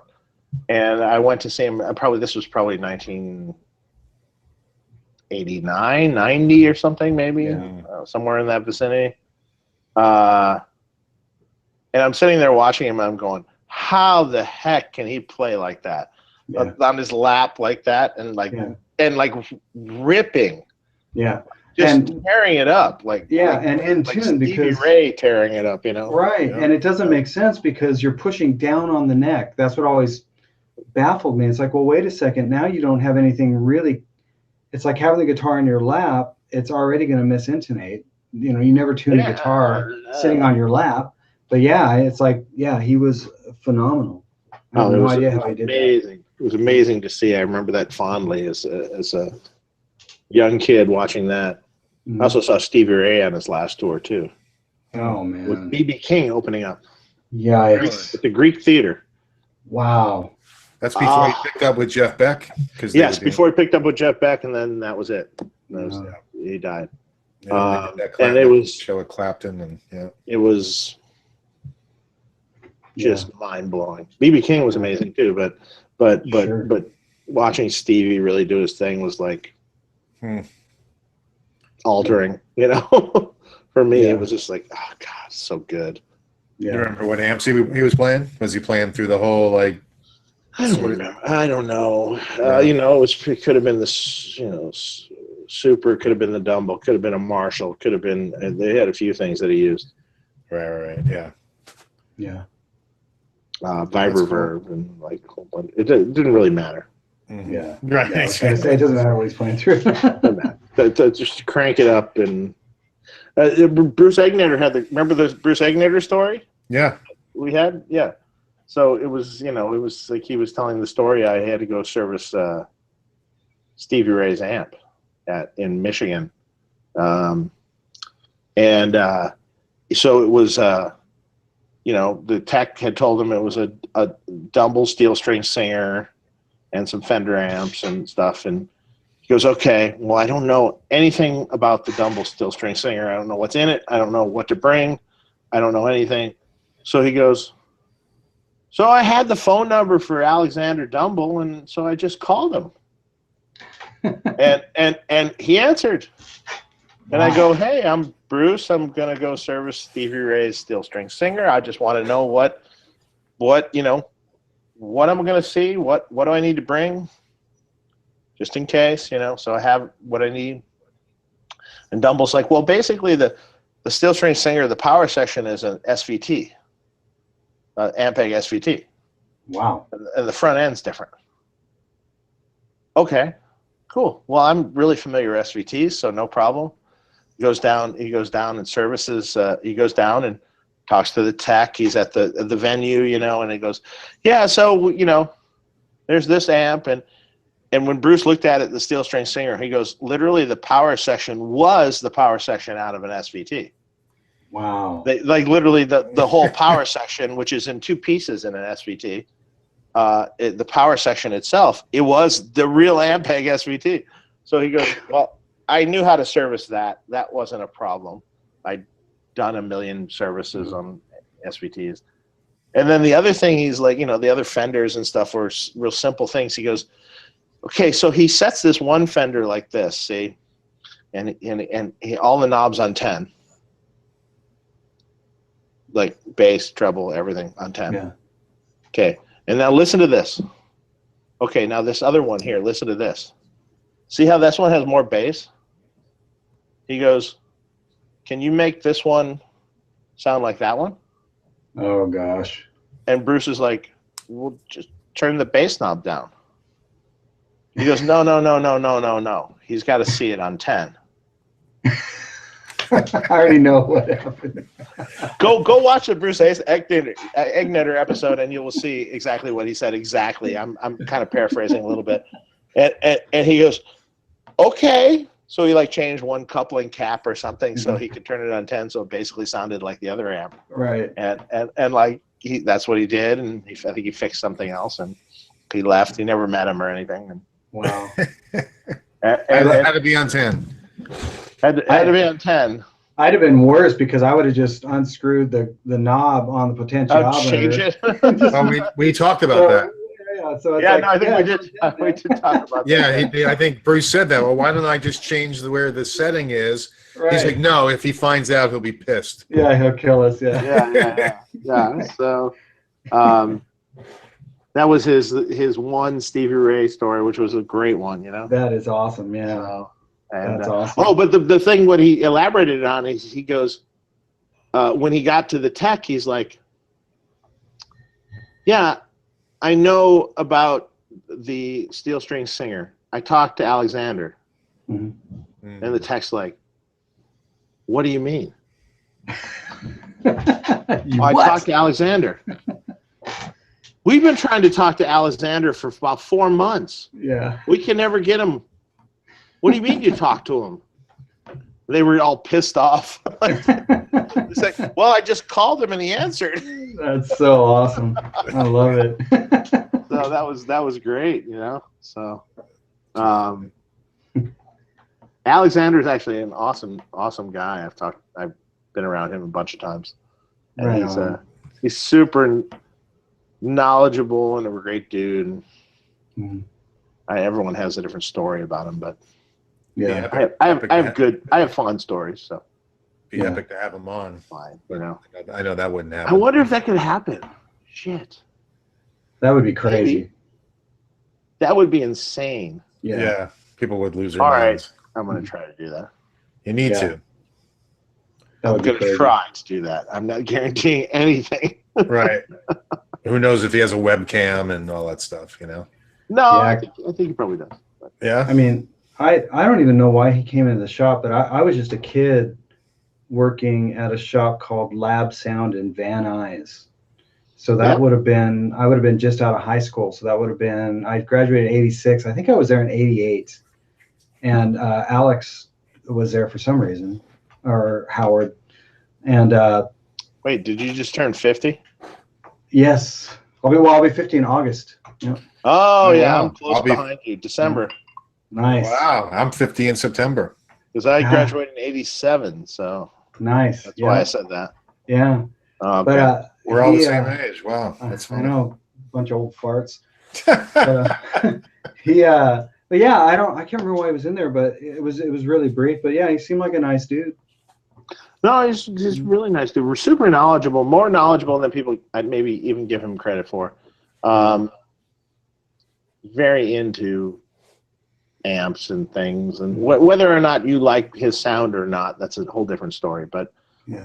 but he loves to test everything and Yeah, try make things. measurements on stuff, and like I remember him telling me what Stevie Ray Vaughan's pickups were, Wow. like what they read. Yeah. So Yeah. Well, I mean, it's so funny with the Dumble thing because it was back then that I've played a few, but it was back then when I played them, and I remember plugging into one. A customer brought one in, and it was back when they could still be had for maybe $3-4 grand. don't you wish you bought him? Oh God, yeah. And he Like brought maybe in 4, but even back then, 5, 10. yeah, 20. But I mean, back then, even then, it was a lot of money. But I just remember a customer brought it in, and I felt horrible about saying what I said. But I plugged into it, and I was like, God, this thing is really nice. It is really nice. But what if I took this tube screamer and plugged it into this Mark II C? Mhm. And I was like, that's what it sounds like to me. And I think I heard like a toilet flush and like some. So for me, it's like I thought it sounded great. I was like, this is obviously a great amp, but for me, I was like, yeah, it's that there's another great amp out there, and that's really. And so for me, it's like, as awesome as these Dumbles are, I don't know, here's what really interests me is. All these guys are on the quest to have the perfect Dumble pedal or the perfect Dumble clone. And the thing is I would say 98% of them have never plugged into an actual Dumble. No, and the other thing is the other problem is that every single Dumble was different. Exactly. So and they were tweaked for the individuals. Right, so what's the target? What's the target? Right? There is no target. It's just there was no target. It's a relative sort of. One of the best ones I ever heard. The overdrive character, the clean sounds of Dumbles were always amazing. Mm-hmm. The overdrive character for me personally, for what I like, didn't work. Yeah, I know what you mean. I'm a Marshall guy, and I was always like, the British Marshall sort of guy. Mm-hmm. And so the Dumble's nothing like that at all. No. And, but I do have to say, I've heard a couple that were quite good. One was Steve Ferris had one. Oh, nice. That was an amazing Dumble. Yeah. I don't know if he still has it. I don't know if he sold it. I have no idea. But it was an amazing sounding Dumble. Unlike most of them I've heard, I actually liked the overdrive channel. Wow. On that amp. I think it was just tweaked for him. Yeah. And he was kind of like a Marshall guy. He liked Marshalls and stuff too. So maybe that was just kind of tweaked a little bit more for his liking, But even the whole ultraphonics thing, kind of the same deal. I mean, you're trying to go for the ultraphonic. Well, but there were so many different ultraphonics modded Fenders.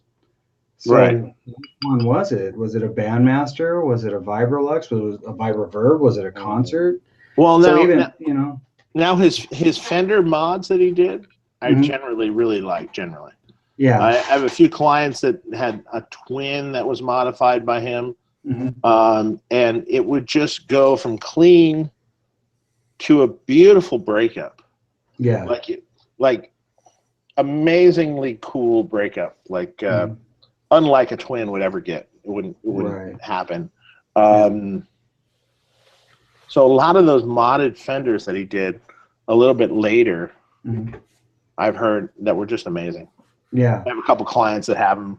I'm like going, well, that's great. Yeah. Yeah. But I think it comes back around to the whole personalized amp thing. Because once again, these were guys just taking an amp to him saying, make it sound great. But it wasn't a static thing that happened every single time on every single amp. It was just kind of his tweaks, Right.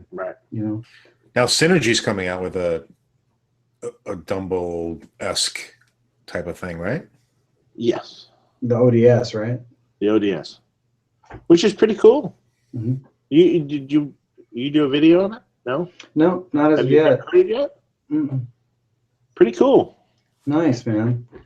Yeah, I mean, I did. I think 11 of those. I did the 11 when they first came out. Avi had me do 11. It was 11 modules. Wow. Yeah. And they're all really good. They are really good. Well, I haven't tried them all, but the ones that I have tried are great. Yeah. Yeah, you got your. Oh yeah, it's back there. Yep. My favorite is the Soldano. Soldano one's good. Speaking of Soldano, okay, so I'm gonna. Should I not bring this up? Oh, go ahead. Okay, so there was this rumor on the gear page, and go ahead. I'll have you killed.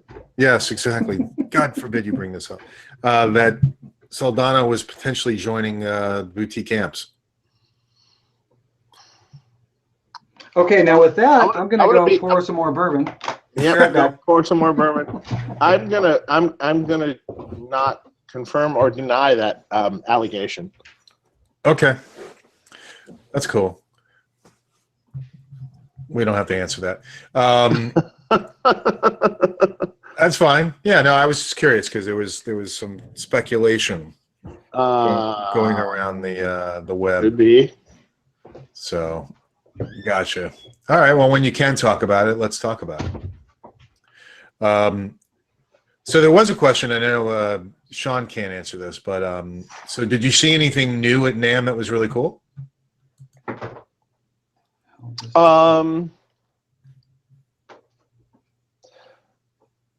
You know what was really, you know what, I'm going to go out there and say what was pretty nice sounding was the, Third Power actually has a new amp, kitchen sink amp. Ooh, I've heard we were just about talking that. about that. How was that, dude? And you know what? From what I've seen of it, it sounded pretty cool. Nice. I've known Delana, and former Jamie, for a long time. When he and now she first started, and I think this amp sounded really cool, man. I saw a video of it. Hey, I'm gonna go on and say it sounded good. It sounded cool. What's it based? Like, what are they based on then? I mean, it had a little Vox, had a little Fender, had a little Marshall kind of thing going on. I thought it was pretty cool, And I talked to her at the show a little bit, I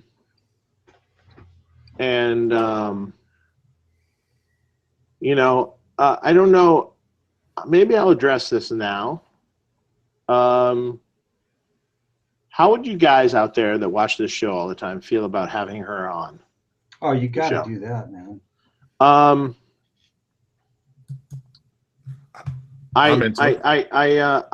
into it personally. Honestly, everyone's got to be a good boy, Yeah.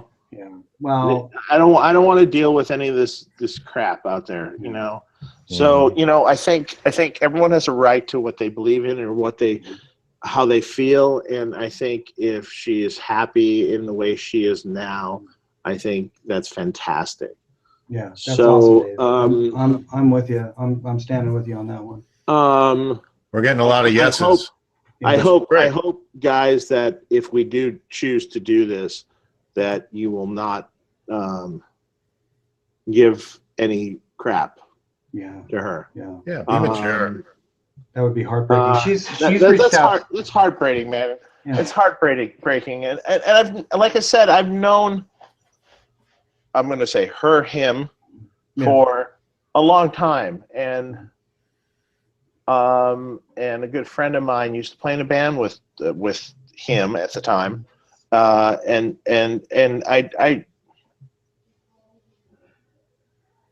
I think it's heartbreaking if someone feels the way they do, that they have to live within their, because of what people think. And I think I'd like to I talked to her about this for a while at the show, and I had a frank discussion with her about it, and I felt I'm compelled to say, I'm very pro whatever makes anyone happy. And in life, and I think they should live their life how they want to live it, and irregardless of how I feel or don't feel or anything. And I would like to hope in this world that people can be how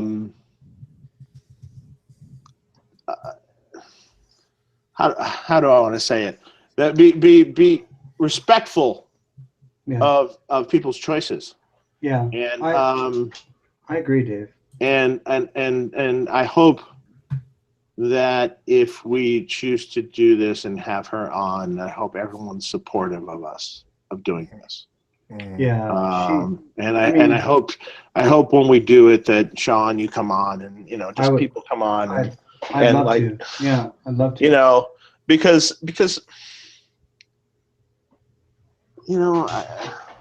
I have no idea what it's like to be him or her.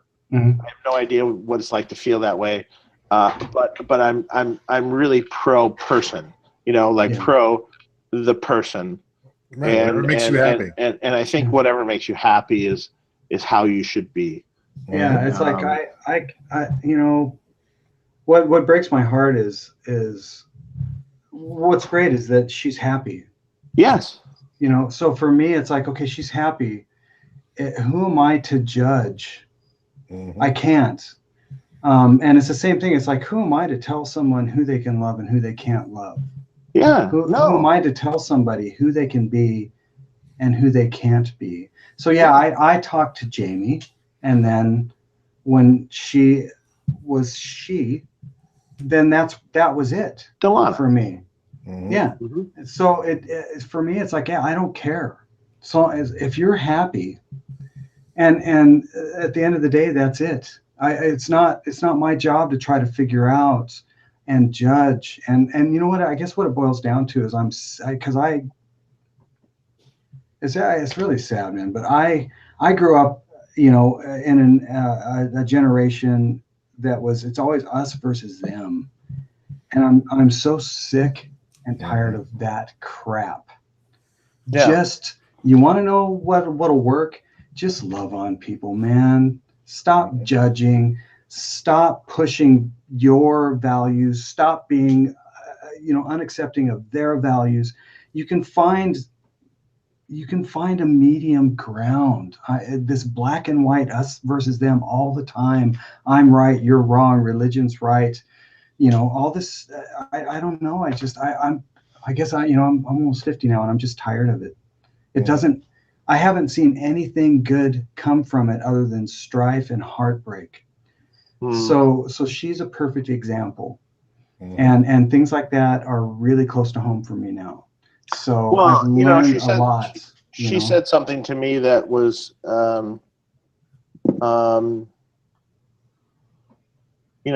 in her struggle, or his struggle originally, her struggle later. She said that essentially it was down to either doing this or killing myself. Yeah. And come on. No one should be in that position. No. We've had enough deaths and people killing themselves in this last year to really rethink. You have to have an open mind and just, you know what? It doesn't affect your life. It only affects her life. So if you don't have an open mind with this, then just keep it to yourself. We're just trying to put an open forum to amp builders out there, and amp builders and or musicians or anyone, and I'm trying to be I'm open-minded to this. This is not an issue. I don't have an issue with this. Yeah, neither do I. And I hope everyone that watches this show doesn't have an issue. Yeah. Because if you do, you're not really looking at things very well. I mean, I don't mean to preach, but you're just not. It's the us versus them thing. It's like, again, it doesn't work. We got enough problems going on right now, and we won't get into that, but God, come on, there's people. Yeah. No, get her on the show, you guys. Yeah, and she could play, man. Yeah. Oh, hell yeah, she can. Yeah, that's the thing, and she builds great stuff. I haven't heard any of the amps, but I was watching. I follow them on Instagram, and I saw a couple clips. I'm like, shit, man, she's ripping. Yeah, she's not messing around. So I sign me up, man. I'll chime in for sure. There, you know what? I think Dave. I have to. If I could tell you something later, but George Metropolis sent me something. I'll tell you later. Okay. George is always pushing the envelope. I'm sure. Exactly.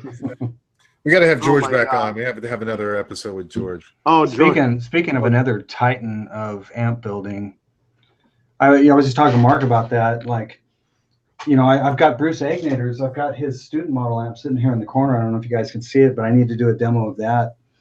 But, Yeah, man, he did a little. He sent you one to yeah. Oh, that's And cool. I need to talk with him about what type of demo he wants me to do. But I'm just, it got me thinking. It's like, man, guys like Bruce, of course, you, David, George, Mike, Reinhardt. You've got some like titans out there that are just insanely good builders. And Bruce is one of those guys. It's like I plugged that in just to check it out real quick.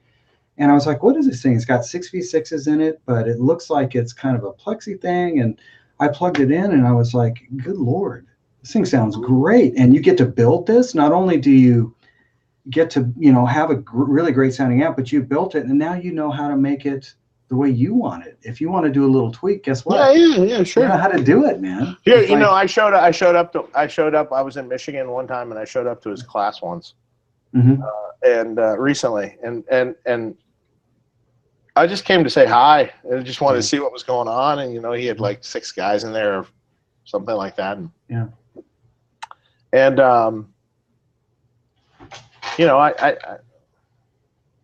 the one guy there that I've become friends with was he's like, well, what could I change this into something else? Could I do something, tweak it? And he goes, how about a Dirty Shirley? Could I change it into that? I go, yeah, sure. Yeah. And he goes, well, what should I do? And he handed me the schematic, and I just wrote it in for him by hand. And Nice. he's like, yeah, great. It wasn't that many changes. It was like not that far off in the signal path wise, just a few little things, little tweaks here and there. And it was like, he was like, oh my God, that's great. But it's so cool. But Vinny that's what Vinny Moretti, he's generally on here, but I don't think he's on here this time. But that's the thing. It's like, you literally you're hanging out with one of the titans, and he's showing you how to build an amp. Like that's I think that's worth every penny. It's a cool little class, that you can take, and you get an amp out of it. So you're buying an amp, but you're going for the experience, but you're buying an amp. You're buying an amp for not really that much money. It was like $1,200 really or something, or I'm not sure what it is exactly. Yeah, something, like one is like one amp 12 is and one's 15. The 20 watt is 12, and I think the other one's 15. Yeah, but yeah. You're going. Yeah, I think the one I have is the 22 watt. Yeah. But that's the thing. I was like, that I wouldn't consider that cheap. But dude, you just built a freaking amp yourself. Right. yourself. You got a whole amp, And now you know how to fix all kinds of stuff. You understand how the circuit. It's like I would love to do that. All I know how to do is turn them on and hit the standby switch. Well, there you go. You need to take the class. I know, right? Yeah, I want to take I told Bruce I'll take the class one of these days. Yeah. Hey, I'll be right back, guys. Hold on. Right. Okay. Yeah, I got to fix my hat here. But the thing with full on hat head. Well, the thing with Bruce too is he's such a nice guy. Just chatting with him on the phone. Oh, Bruce is great. He's just dude, and he just refuses compliments. I'm just like, oh my God, I'm talking to Bruce Agnator, and he's like, whatever, man. It's he is not about that at all. He's just like, there were a lot of people who were like, "You Bruce Agnator?" Yeah. He's really cool. Very cool guy. It's just that's the thing, though. It's like I'm learning. There's just so much talent out there. Even like guitar builders. Of course, Grover's a titan, but even guys like this guitar back here. This little this guy. This one's built by Kevin Proctor, and he's got a company called Iconic Guitars, and they just sent this out. It's like a Jazzmaster, and it's like, wait, man, jeez, there's just so much. I'd never heard of these guitars, and I picked it up out of the case, and I was like, you got to be kidding me! It's there's so much talent out there. It's like, wow. Hey, what do you got there? Jazzmaster. It's built by this guy Kevin Proctor. He's got his company's called Iconic out of San Diego. There's another one I'll be demoing. I was really impressed. It's a really lovingly built guitar, but that's what I was just telling Mark, Dave. It's like there's just so much. You've got all these titans of the industry. You got John Suhr and LSL and Callings and Grover and there's all these cats, and then there's guys you haven't even heard of. Yeah, sure. Yeah. That and his background is motorcycles. Oh wow. He builds killer motorcycles. So when I look at the guitar, I'm like, oh yeah, okay. Right. Right. It's running like a hot rod. You ever play one of those Macmo guitars? I haven't. But you've heard that's of them, one Pete has, yeah. right? Yeah, the one Pete got. Yeah. I was curious about that. Yeah. No, I haven't played any of those yet. I mean, there's that's the thing. It's like there's just so many builders out there, and Oh yeah. it's interesting for me because it's like I've got a collection of guitars, but what people don't realize is I've been playing as a pro for 35 years. Wow. And then I played with Carrie obviously for 11 years. So you end up acquiring quite a few instruments, either through having the means to buy them or you're endorsed. But the one thing I always try to tell people is I'm not one of those, especially when it comes to like my PRS guitars. People think, oh man, you just collected a bunch of guitars. If they offered them to you, you took them. It's like, no, actually, I'm not. I am so not that guy. I just don't have any interest in collecting guitars I'm not going to play. So for me, it's like if it's the right guitar, that's why I have it. And I think Pat Metheny said it once, and I really agreed. It's like guitars at the end of the day are basically screwdrivers, especially for a guy like me, because I grew up kind of doing sessions, and so for me, it's like it's got to be the right tool to fit the right part, and that's the thing. It's like this guitar, it's a Tele with P90s. It's like you told me when you wanted that, it was like yeah. Well, it's like I don't have something like this. You don't have anything with P90s. Right. Yeah. And then even with this guitar, it's we're kind of going back and forth about it. But like this has got like super, super low output lollers in it. Like way low output lollers. And it's a Jazzmaster. So you got all those kind of sympathetics that happen on a Jazzmaster. I do not have a guitar like this. So it's one of those things where it's like, yeah, let's discuss something and see if maybe we can work something out. But I never just, because even with PRS guitars, it's like there were a lot of guitars that they showed me that I could have just kept. But it was like, no, that's not a fit. And I'll be honest with you, the first guitar that hooked me, I'm a Dave Grissom fan. I was like, wait a second, you guys have a model that Dave Grissom signed off on? Let me check that out. And I played that, and I was like, okay, that's a fit. Let's talk about that. And then any other one I have, even the kind of the root beer one back there, that's a McCarty kind of Les Paul thing. And that's the thing. It's like I don't own a Gibson, and God's honest truth right now, unless it's an old one, I don't want one. Because they're just not so much. But that thing, that's my Gibson Les Paul. So that's the thing. It's like guitars have to fit a purpose for me, or I don't really need, like, I've got one Stratocaster that has 3 single coils. I don't have any reason to have another Stratocaster that has 3 single coils. And it's the same thing. I've got my Suhr guitar, single hum. I've got no reason to have another guitar that's got single hums in it. And I was talking to another builder the other day. I was like, better. But that's the whole point. That's the whole point. Here's where I guess I'm weird. Is for me, it's like say I fall in love with this guitar, or I fell in love with my Stratocaster. It's like I love this guitar, And then all of a sudden there's a guitar that I play that I pick up, and it's like, okay, now I don't love the guitar I loved for years. And so for me, that's always been so weird. It's like, just because I played a different Strat with 3 single coils in it, now I don't love the one that I've had for years.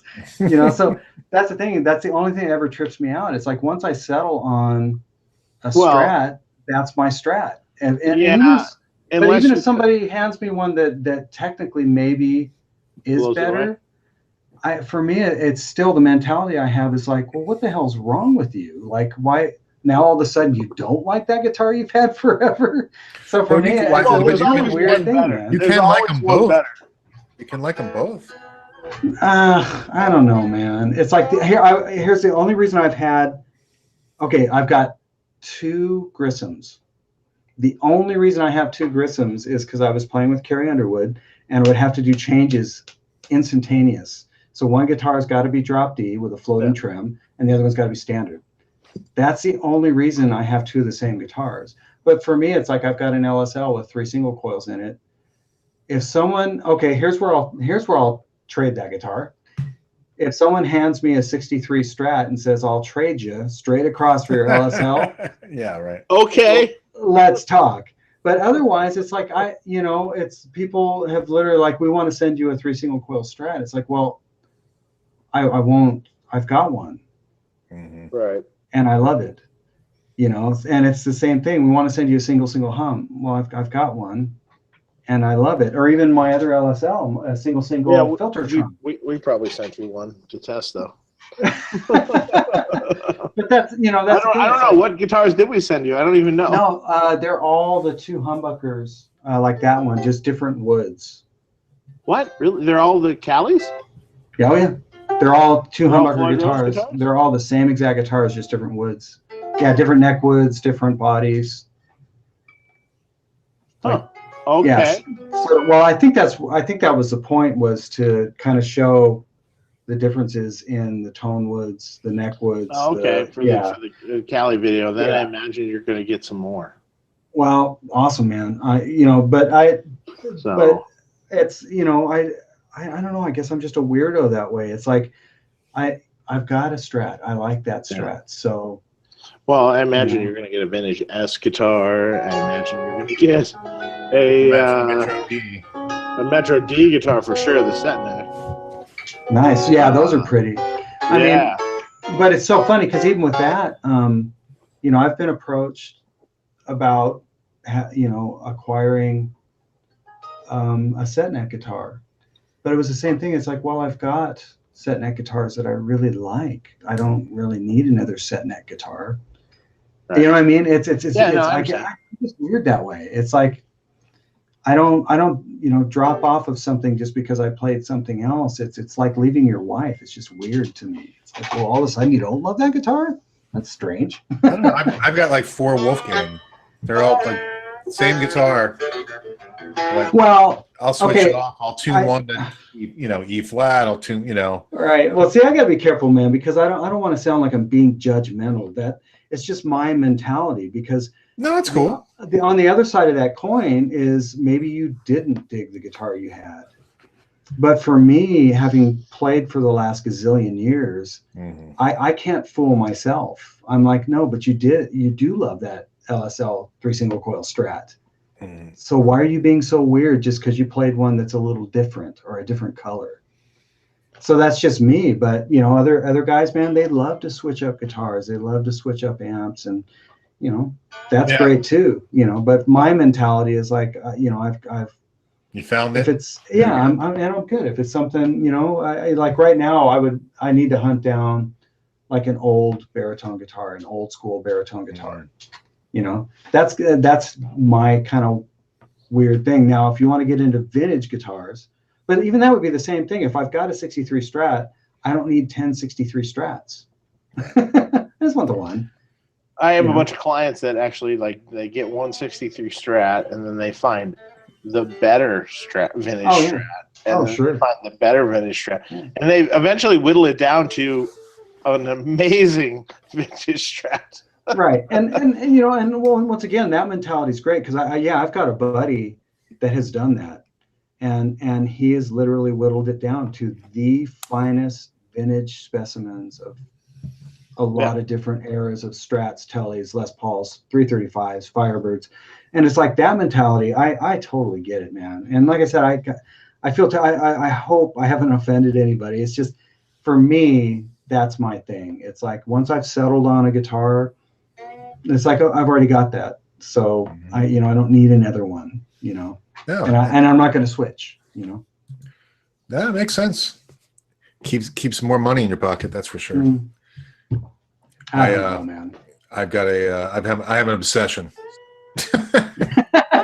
which is a bit stupid because I'm not a touring musician or anything like that. So, well, but that's the thing. It's so funny because guys will get in touch with, because I do the YouTube, influencer stuff now, and guys will reach out to me and they'll be like, "Oh, I'm not really a player, or I'm not," but it's like, or I'm not on a big tour. And for me, it's like, who cares? If you can look at a guitar and literally understand and appreciate what goes into building the instrument or the amp or even the pedal, whatever it is, that's all that matters.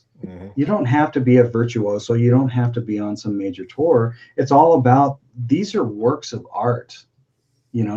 Amplifiers to me are works of art. Acoustic guitars, even stomp boxes. It's like, these are all like works of art. And the fact that you can appreciate what goes into them and what comes out of them, cool, man.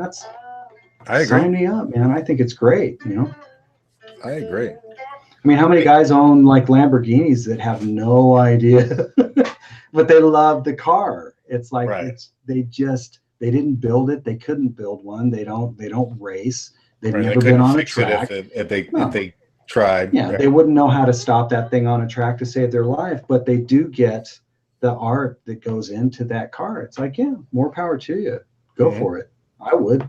I don't know anything about a Ferrari. I'd love to have one. No doubt. Yeah, I'd crash that thing on a track in a heartbeat. Who cares? I'd love to have one. As long as I don't crash. Speaking of Ferraris, I saw a great. Wait, let me look up what that was. A great movie on the airplane. Ferrari something. Hang on. Let me look it up so I can actually eloquently tell you. Ferrari Race to Immortality. Oh, So it's a movie. That sounds provocative. Well, yeah, or Race to Death is really more what it's about. Yeah. So it's a movie. I think they have it on iTunes now, and it's about the late '50s era Ferrari racing team, and that era of crazy era of racing. Where they're basically rock stars, or the drivers, and racing in the most dangerous cars in the world. And I saw it in the airplane on the way back, right? But for anyone who kind of likes stuff like this is like a kind of a documentary drama kind of thing that just talks about the whole era of that racing and how the whole team essentially died. Good Lord. And wait, what was this on, Dave? It's a Ferrari Race to Immortality. So it was on the airplane when I was coming back, right? It was on the movies, right? Oh, okay. So I think it's on. You can look it up, but I think it's on iTunes, maybe.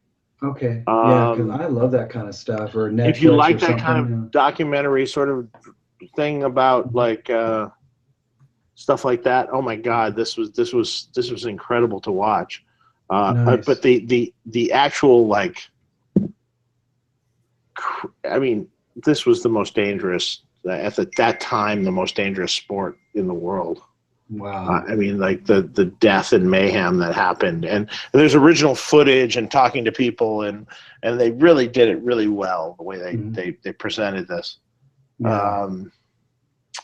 So it's a really cool movie, especially if you're into that era of cars or anything like that, So, but it's shot more like a documentary kind of thing. It's shot more like a documentary Nice. kind of thing, or telling a story, like a docudrama sort of thing. I mean, Yeah. but it's real footage. It's real footage and telling the stories, and people are there's original interviews with some of the people that are that still existed at the time or still exist now that were alive still, and then telling about the wives that their drivers died and the girlfriends and the Wow. and the way they tell the story and they just go really cool. Do they get into like the technology of the engines and stuff like that? They don't go deep into that, but but at the time it's more of a the 50s era Ferrari dominating racing, the Playboy drivers, and it was a very cool era of racing, but also the most dangerous era of racing that ever existed.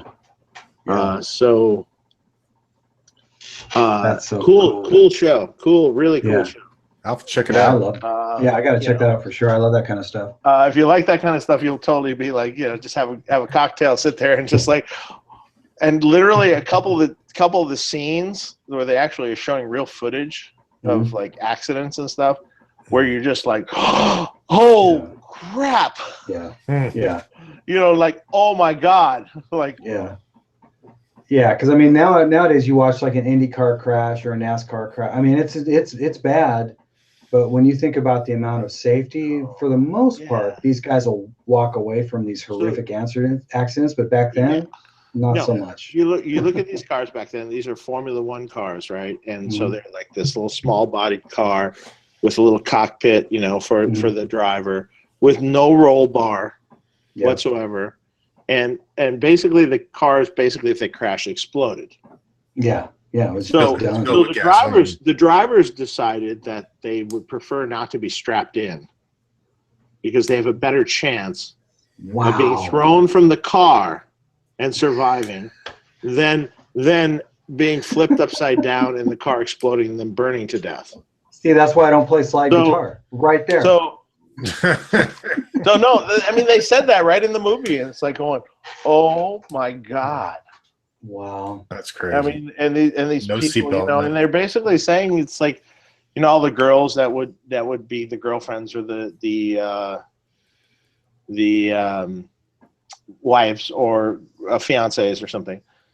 It's like at any time your husband or fiance or boyfriend could be dead. Yeah. And they specifically go for a couple of years of the Ferrari team, specifically like late 50s, like 55 through 50, like 59, and 55 through 59, basically the whole Ferrari team died. Wow. Like everyone. Where it's almost kind of expected. Like now, if somebody dies in that type of accident, it's like shocking.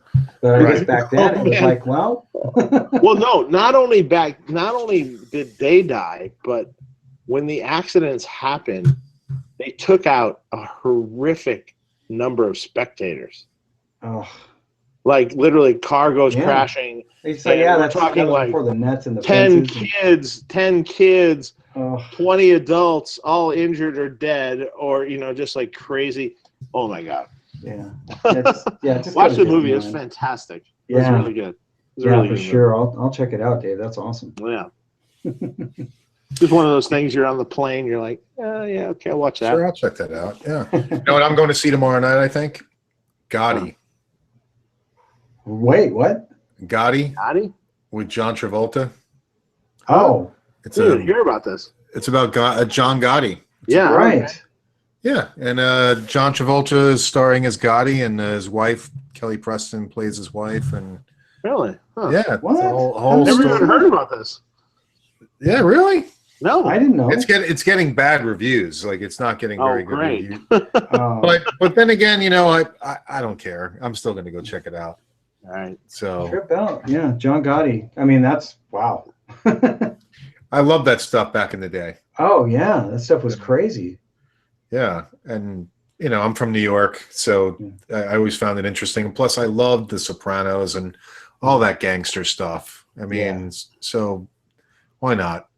I don't know, Dave. Do you ever like that stuff? I do. And it's funny you said that because just the first thing that flashed in my head is I was in Detroit just a minute ago, and I was driving by what used to be the restaurant. It used to be Mac's Red Fox, where you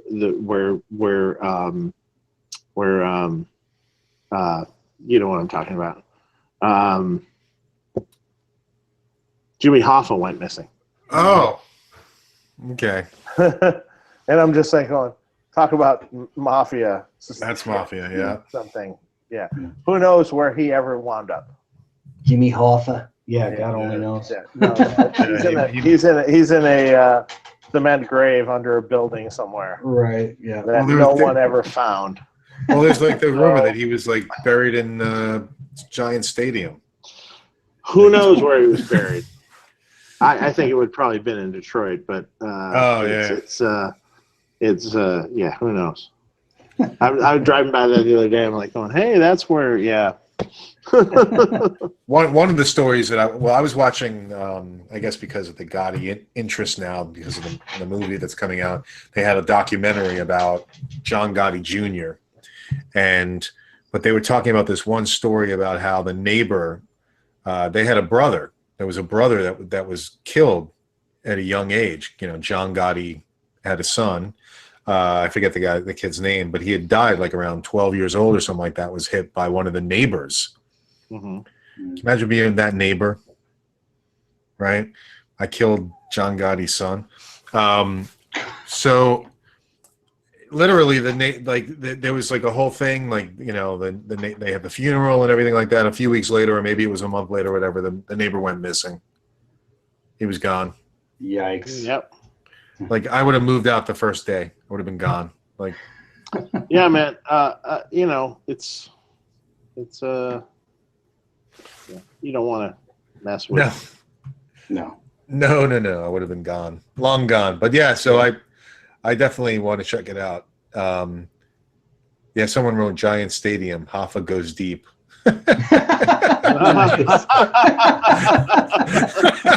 No shit. That was funny. Good one, Buzz Wilson. I like that. Oh, that was good. Believe me, that was the big mystery when growing up, and, you know, like being in Detroit when that happened and stuff. And I was like, where did he go? Yeah. Yeah. Well, he went away. Way away. He went way away. Wow. So Never a lot of to be people seen again. are saying Gotti sucked. Terrible movie. Do they mean Gandhi, or was it Gandhi? Gandhi? 0 on Rotten Tomatoes. It sucked, to put it mildly. Wait. Okay. It has 0 on Rotten Tomatoes? Wow, that's what they say. That's really bad, dude. That's, yeah. I wouldn't even bother seeing it. Yeah. That might be a straight to DVD. Yeah, I don't know, man. Mark. You might want to hang out 0? for a rental, or when it comes out on Netflix or something.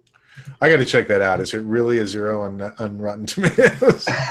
Because then my wife and I are making new plans tomorrow. Yeah, you might want to go see The Incredibles or something. Yes, exactly. Exactly. That's so funny. So, you know, maybe we should get to some questions. Yeah. Oh, imagine that. Say hi to some folks. I think there's a ton. I haven't looked at any of them. Sorry, people.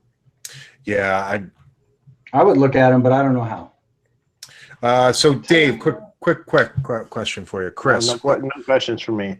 I ran out of answers at NAMM. I don't have any more answers. I'll answer them. I got you. Oh, This could be dangerous, Dave. What price? All right. What price of the Metro D is going to start at? Yes. 3,600-ish. Okay. 36.99, I think, is the standard Metro D. Don't entirely quote me on that, but maybe there's one that's $34.99 that's relict, and then maybe the nicer ones are $36.99. Don't quote me on that exactly, but it's around the ballpark of those prices. And Dave, how are those being built? Are they one at a time? What's going on with those?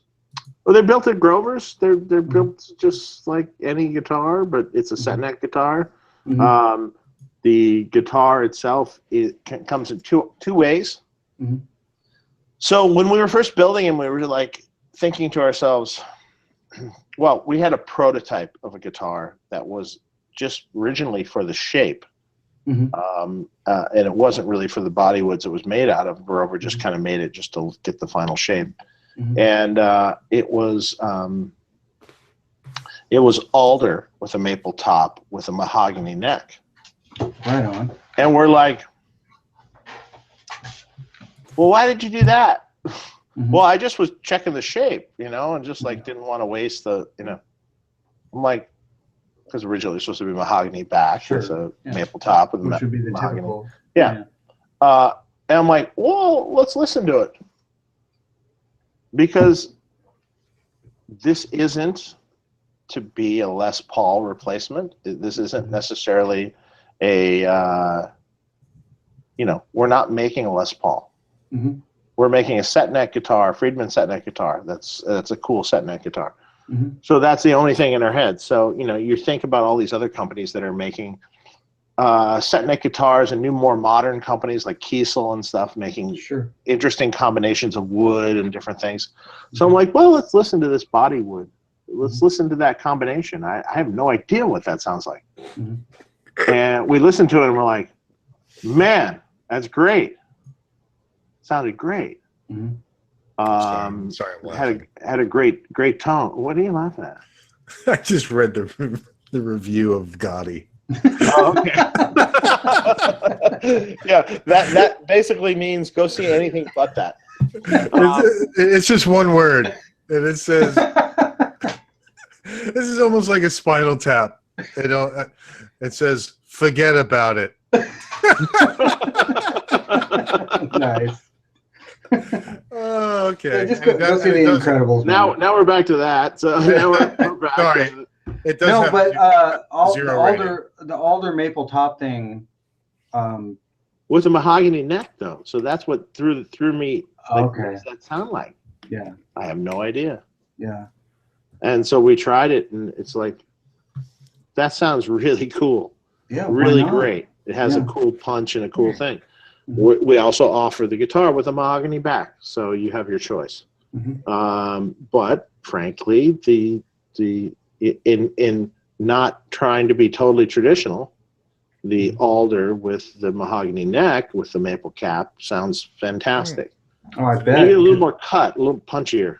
Yeah, because I mean, I'm a big fan of alder in general. I know there's been a lot of tone wood arguments, and I'm on the side of the argument that the wood makes a big difference. Oh, it makes a big difference, and I think alder is a fantastic, what I would Oh, call man. the middle of the road does everything wood. Right. So yeah, because does I mean everything. with Stratocasters, especially for me, I'm an alder Strat guy. It needs to be me alder because it's got the right mids, and depending on what neck wood you use, you can kind of augment the top end. If you want it to be a little brighter, then go ahead and go all maple. If you want it to be a little softer, pick like kind of a softer rosewood thing on the neck.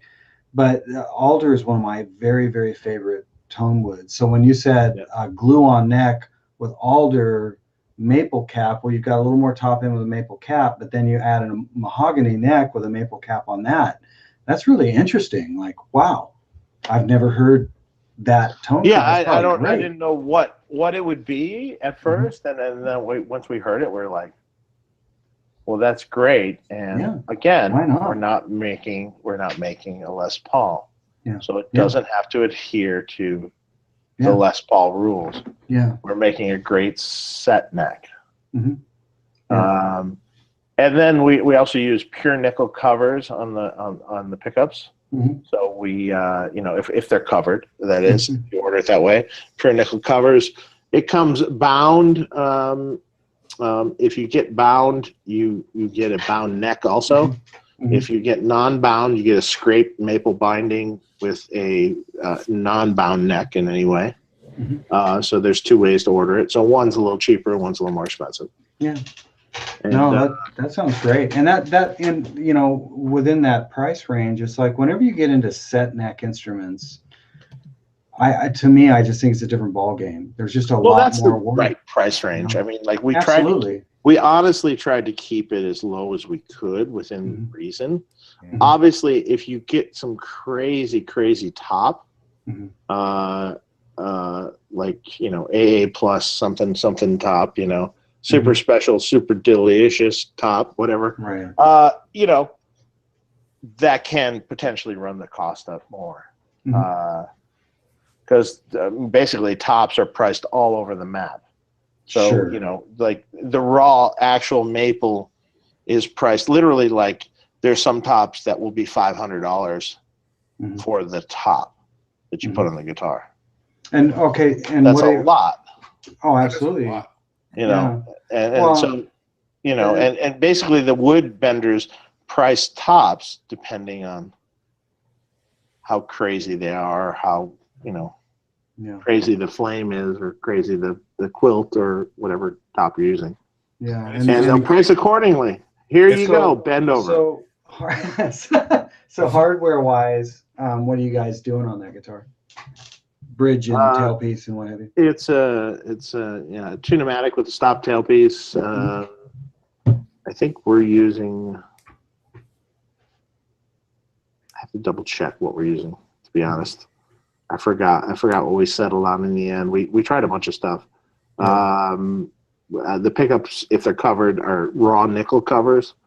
So if you get your guitar and you go, why are these pickups aged? They're not aged. They're just raw nickel. Because raw nickel covers are the best sounding covers. You know? So they don't have any plating on them. So they sound better, more transparent, and you know, all covers will affect the sound of the pickups. But they affect the sound of the pickups the least. Yeah. It's so funny because you know, for me, for the most part, I prefer, unless it's like a single hump Stratocaster or something, I aesthetically, because I'm just a nerd or a weirdo or an idiot, I don't know, but I like covered pickups on That's fine. You know. So, but you do have to realize that does make a sonic difference, and if you take those covers off, you will hear a difference, you know. And you know, and like I said, I always kind of giggle when I hear the whole, well, on an electric guitar, woods don't matter. It's like, well, wait a second. If you can pick up two Stratocasters that are made by the same company, and let's go the same exact neck wood. It's a maple rosewood neck, but one's alder and one's swamp ash. Oh, you can tell the difference. Acoustically, they sound incredibly different. And you think somehow the pickup, it doesn't translate through a pickup? You gotta be kidding me. The pickup's hearing it, like if you turn your pick from the sharp side to the dull side, the pickup hears that. So why wouldn't the pickup hear? I'll even take you one further. If you turn your guitar cable around the different direction, does it sound different? Now, well, maybe you don't know, but you maybe don't want to know. I was going to say, now those guys, like, here's the thing. Now, here's where I check out, but I don't, like, I'm not being offensive, trust me. But where I check out is, I don't hear the difference in 9-volt batteries. I just don't. But there's cats that have, and I do not doubt it, Eric Johnson, Josh Smith, there's cats that hear the difference between batteries. I don't. That's where I'm just like, nope. As a matter of fact, I'm not going to use batteries. Let's just simplify that whole thing. Right, exactly. I'm plugging the dang DC thing. Yeah. It's like you can hear. I mean, there's guys that hear way more than I would ever hear. But the one thing I never do with electric guitars, I have not plugged one electric guitar in and had that be the deciding choice or made me decide to get it. If it's there acoustically, I'll change the pickups, man. If it's not there acoustically, pickups ain't gonna help. And that's just kind of my thing. I've never plugged in an electric guitar. I play it, and does it feel great? Does it ring right? If I don't like the pickups, I'll change them. Yeah, sure. And that's a whole other subject too, because I'm a huge Loller pickup fan. Like, I love Lollers. But here's the thing. Here's what's so funny. I end up with a set of Lollers if I don't like the pickups that are in the guitar. That doesn't happen very often. But when it does, you know, I don't often drink beer, but when I do, And but that's it, man. It's like, I get lots of calls from guys going, we'd love to have you try our pickups. It's like, yeah, I don't want to, because I don't. It's like I don't want to take the pickups out of any of my guitars, because if I don't like them, that's the only reason I take them out. So like I think my Collings has throwbacks in it. Those are great. Oh, throwbacks are killer. And your guitars, like the P90 guitar I've got, those pickups don't count. I'm not going to change those. There's Lollers in this Iconic. There's I think TV Jones Filtertrons in those are this great guitar. too. Oh, they're killer. So but when I do change pickups, if I change pickups, it's always a set of Lollers. Like even my Sir guitar has the Sir MLs in it. They sound fine. It's got SSB in the back. But if I didn't like those, yeah, I'd have a set of, I'd put in Lollers. Like it's just, and even on a 2 humbucker guitar, like if I had one that I didn't like the humbuckers on, I'd put a set of Lollers in. Imperials, done. Yeah, those are great. You ever try Lindy Fralin pickups? Oh yeah. Now here's, oh God, speaking of ouch, when you're young and you're stupid and you do stupid things, the first thing I did was sell a 63 Stratocaster. Oops. The second stupid thing, well, this isn't stupid. I just, times got really tight, but I had a James Tyler guitar. It was a Lake Placid Blue James Tyler with Lindy Fralin blues wounds in it. That guitar was stupid, and those pickups were fabulous. Yeah, Lindy Fralin pickups are, I shouldn't say Lindsay. Why am I saying Lindsay? Lindy Fralin pickups are, they're fabulous. They're the shit. Yeah, they're fabulous. But here's the thing for me, what got me on the Lollers was when I played, it was just a set of I think it was just the blondes, and it was the flat pole piece blondes. And what it was is, once again, the session player in me, I latched onto those because they sounded vintage, but because they were flat pole piece, I didn't have as many of the issues that you would have with a true vintage pickup. So you're saying like different volume? Yeah, you've got strings and you got to wrangle them. And then I just kind of started exploring, like, well, who is this Jason Lawler, and what's the deal with these pickups? And I just got really hooked on them. But yeah, I mean, there's so many obviously great. Oh yeah. And yeah, Lindy builds insane stuff. Yeah. David's pickups are really good. But yeah, at the end of the day, it's for me, if I do tear a set of pickups out of a guitar because I don't like them, which isn't that often, I'll always put a set of Lollers in. They're fabulous pickups. But like this, well, I mean, perfect example, like this guitar right here, I just clothesline myself. I'm like, in-ears, and I hate that. But like this guitar has got a set of, these are Pete Thorns, actually. These are the Thornbuckers. Are those the regular Thornbuckers or the Plus? Yeah, no, just the regulars. Yeah. And it's the same thing. I was like, well, I know I'm going to dig this kind of thin line idea, the telly thing. This thing I knew like acoustically it would be ridiculous. And I thought, well, if I don't like the pickups, I'll put Lollers in it. These pickups are great. They sound really good. They sound like a set of kind of maybe slightly more modern PAFs. It sounds great. But if I didn't like them, yeah, I'd be getting a set of Imperials. That's cool. Yeah. I tried bare knuckle pickups as well. Oh, bare knuckles are great. Yeah, I heard. I have them in Jackson that I have, and they're really good. High output. Yeah, well, I had a long time ago. I had a Les Paul that I had a set of Sheptone pickups put in, and those sounded great. They were just barky, kind of angry PAF pickups. They sounded really good. And like I said, if I didn't like them, Lollers, let's put a set of. I'm good. hey, we got a question for you, Shawn, from G-Man Music Productions. He says, Shawn, do you use the aux more than your mic cab setup? Oh, yeah, that's a great question, because that aux, I'm pointing down here because that's where it is and you guys can't see it. That aux box has been a game changer for me. But here's the deal.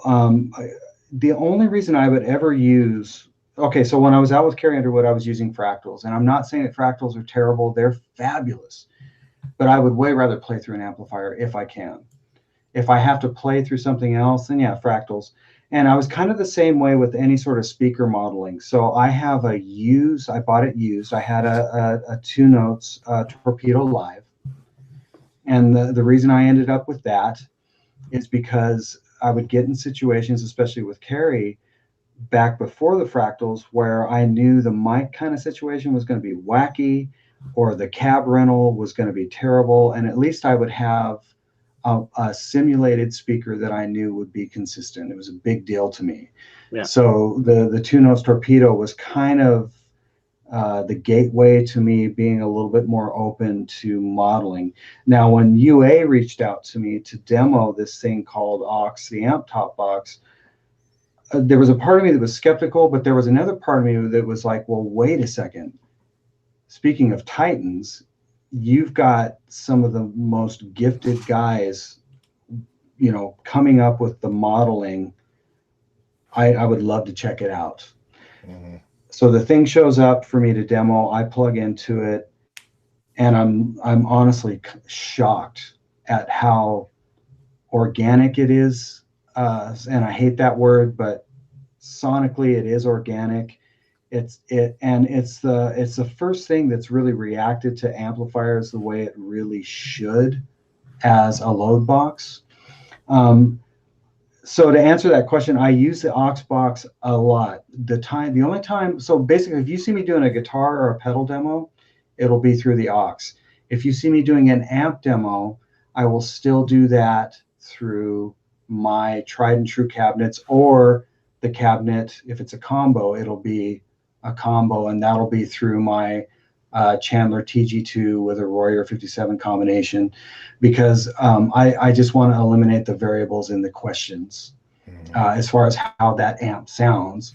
And even if they don't send me a specific cabinet they would like me to use, then I'll use one of my cabinets, because as much as I love the aux, I don't like the variable of, well, is there a difference? It's like I still will lean on using cabinets. Now, here's the thing. Here's the difference between the aux and my favorite microphones that I've had for years and years and years through my TG2 preamp that I've had forever now, 12 years, air.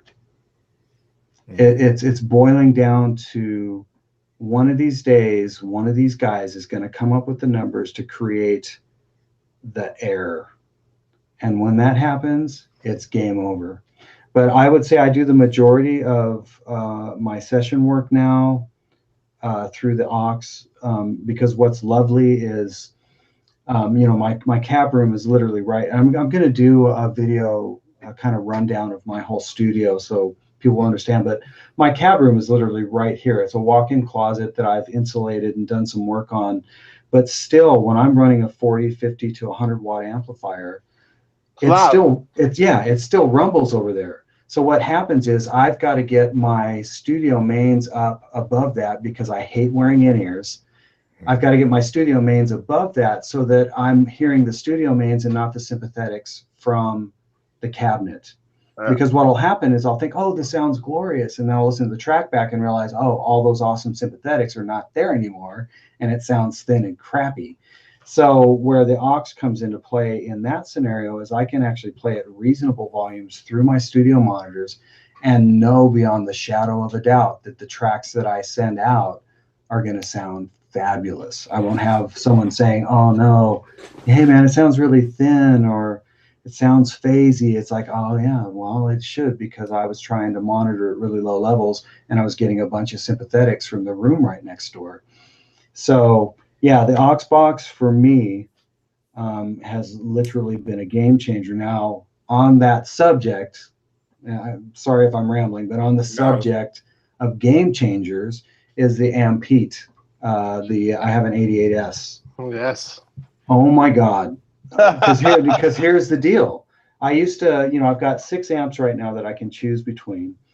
I used to have to get up if I wanted to try a different amp, audition a different amp. I got to get up. I got to unplug the amp my pedal board was plugged into, plug it into the other amp, unplug the speaker cable that amp was plugged into, plug it into that amp.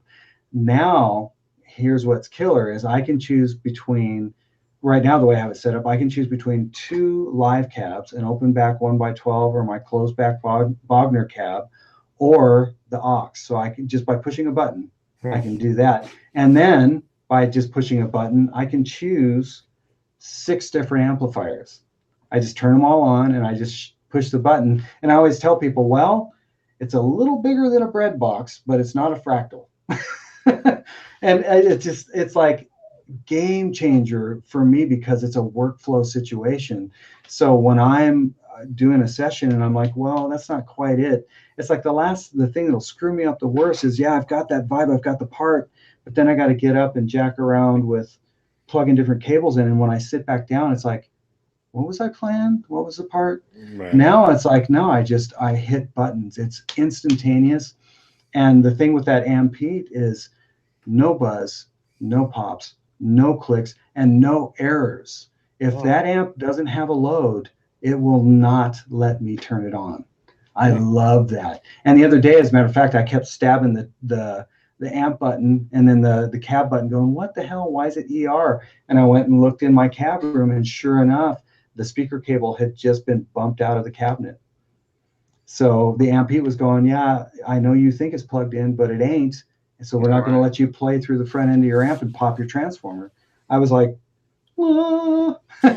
That's great. Yeah, so stuff like that. The aux is honestly game changer. Now, is it better than a mic'd up cabinet? In my experience with my setup, no, but boy, is it close. It's literally coming down to error. Just error. But then you can add a little reverb. Well, yeah. Well, and then there's that. You can get into that conversation, but yeah, it's that thing is good. Now, the Two Notes guys, I'm sure, are going to start trying to step up their game because that thing is good, but you're dealing with the difference between an IR and a model. A model is this, and IR is static this. Yeah, and that's where you get cone cry with the UA. Oh yeah. Oh god. Stuff. Yeah, they've just murdered it. Yeah, and then you can add a little air. You can add the rooms in. Sure. And stuff, and then all of a sudden you it's really sort of how you mix it on how much air it's going to have. And yeah, now when you guys are when people are hearing my pedal demos and things like that, what you're hearing is about as close as I can possibly get to my Royer 57 setup. Yeah, it's dead nuts close, and honestly, I don't think anybody out there would know whether I was using the aux or the mic'd up setup. I know because of the feel and the air, but yeah, I still use a 57 Royer combo. Cool. Hey, Dave, we got a question for you. Zach Michael, I think you've been waiting for this question. Hey, Dave, how do you add a simple clean to a 2204 circuit? He said, splice around V1A and into V2. I'm poor, or I just have to add it. I'm poor, or I just have. Well, I mean, how do I explain this? I mean, it would come off. It would come off V1A. It would come off V1A. It would come out of a coupling cap and go to a volume pot, and then a volume pot to the power amp. If you understand what I just said, then you can do it. So out of the valve one. Right. Yeah, basically all the simple clean is a first tube stage through a cap into a volume pod. Yeah. With a bright switch across it. Yeah. Straight into the power amp. There's no EQ. There's no nothing. It's just a volume. It's just a one gain stage into the power amp. Mm-hmm. So it's very very super stupid simple, but actually works remarkably well, especially if you just want to add kind of a quick, clean channel to an amp. Yeah. I've done it for a long time, and people generally. And the interesting thing about that is it doesn't sound too different from the amp. Mm-hmm. It kind of is like, yeah, it's clean, okay, it's dirty, yeah, but it sounds like the same amp still. Yeah. It doesn't sound like we're playing a Fender and we're playing a Marshall now. It's a little more. It doesn't work for everyone, but it works for a lot of people that want it.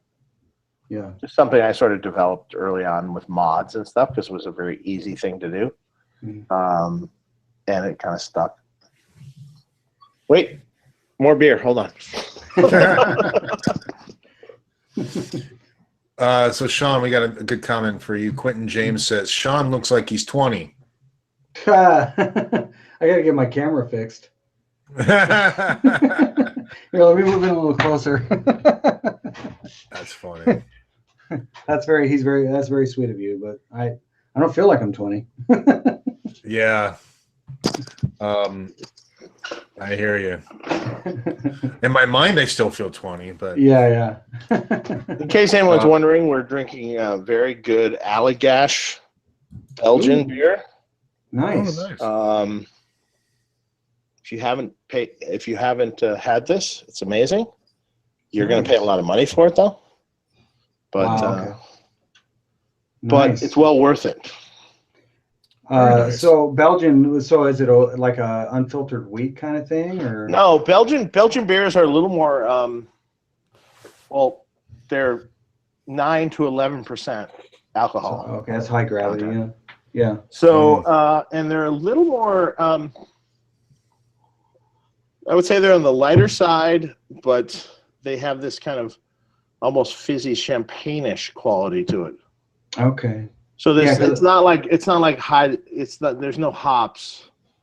There's right. not. Well, I mean, there's no heavy hop taste or anything. Okay. So Belgian would be like I'm trying to think. So you ever had Stella? Duval? Yeah, Duval or Stella. Have you had right? Duval before?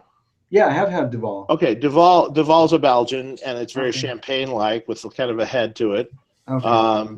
But there's better tasting ones. I think the best Belgian beers are Allagash is the brewing company. Okay. They make a variety of them, ranging in price. If it's big bottles like this, ranging in price from $10 to $23 a bottle. Wow. Okay. Yeah. But again, it's 11. Like this bottle's 11%.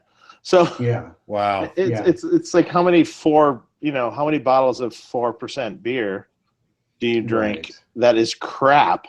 Right. And at least this has a beautiful flavor, and kicks your ass.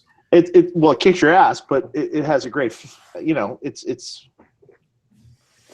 I think it's the best Belgian beer out there. This brewery. Wow. Check it out. I've had a lot of the European brands and different things from Belgium, but this is local. This is Portland. Nice.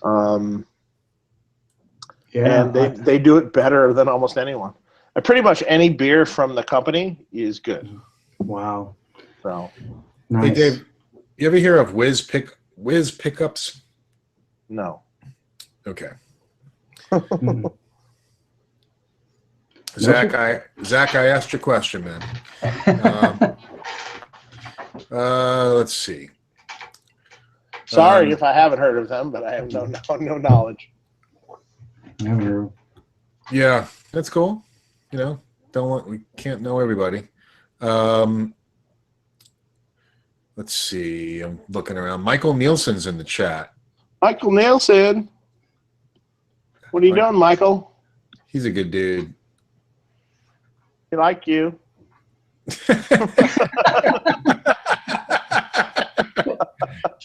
We like that one. We like him. He'll like that. Shawn, do you know Michael? You know Michael Nielsen? Yeah. Well, yeah, I've definitely seen him in the chats and. Yeah, he's a good videos and stuff. Oh, here we go. One. G-Man Music Productions. Dave, when are your speakers going to be available? They are coming out and shipping actually at NAMM of Winter NAMM. So with a bunch of new cabinets too. Ooh. Different styles of cabinets and different takes on them. So okay, good to hear. I don't know exactly what those are yet, but they'll be out. But they We're doing something cabinets. different. I just have to figure out what that is. I have an idea for one at least. So. Cool. By the way, we got a lot of yeses for Delana. Is that her name? Yes. No, I think that's a go. Yeah. So I appreciate it for all you guys that support that. That's great. yeah, Because I think that's what you should do. Yeah. very cool. So you talk to her, get her on, or if you want me to reach out, I can. Vinny Moretti, he's here. Hey, Vinny. Hey, the Vin man. He goes, I love Dave's rationalizations. I'm not the only one who rationalizes my love for booze. I think Shawn maybe is in good company too. I think he likes his little his whiskey there a bit. Well, yeah, I'm such a bourbon guy. Bourbon. Yeah, but yeah. So I had whether that's bourbon or not, or I have no idea. So we're at the Bar Lines Bar in Nashville, which is in the Omni Hotel, and they have an incredible selection of whiskeys. Huge, massive. So I look at the guy and I go, I'm not really a bourbon guy. I'm not really a rye guy. What if you, out of any of these, what do you like? You know, because I was curious because I'm going to have some. And he goes, well, if you want to stay local, he goes, I really like, and this was his own personal opinion, I really like the Belle Meade whiskey, which I did have, and which was excellent. I didn't have any problems with that. And then there was another rye whiskey he really liked, something West or the High West, something double rye. High something West, something West. They generally have like 4 bottles of it, and they're different kinds, and it's all. Yeah, I'm wondering if that's actually not a rye bourbon. It's not a rye bourbon. I think isn't Belle Meade a rye bourbon, like a mix, a blend or something? No, I think Belle Meade is straight whiskey. Because I mean, I'm trying to remember which rye. It's like I'm such a bourbon rye guy. Like lately, the last rye I got that I really loved was well, it's kind of funny. Right down the street from me is a liquor store. And I actually help them. If you do it, you know, if you're a liquor store and you want to actually buy a barrel to sell, so in other words, you have like a badge, so you can literally buy a whole barrel, and every single bottle you sell comes from that barrel. Oh, okay. Yeah, it's really cool, and I go in there enough that they actually let me help them pick the barrel that the badged bottles would come from. And it was from Knob Creek, which is basically, you know, Jim Beam, Booker's, Baker's.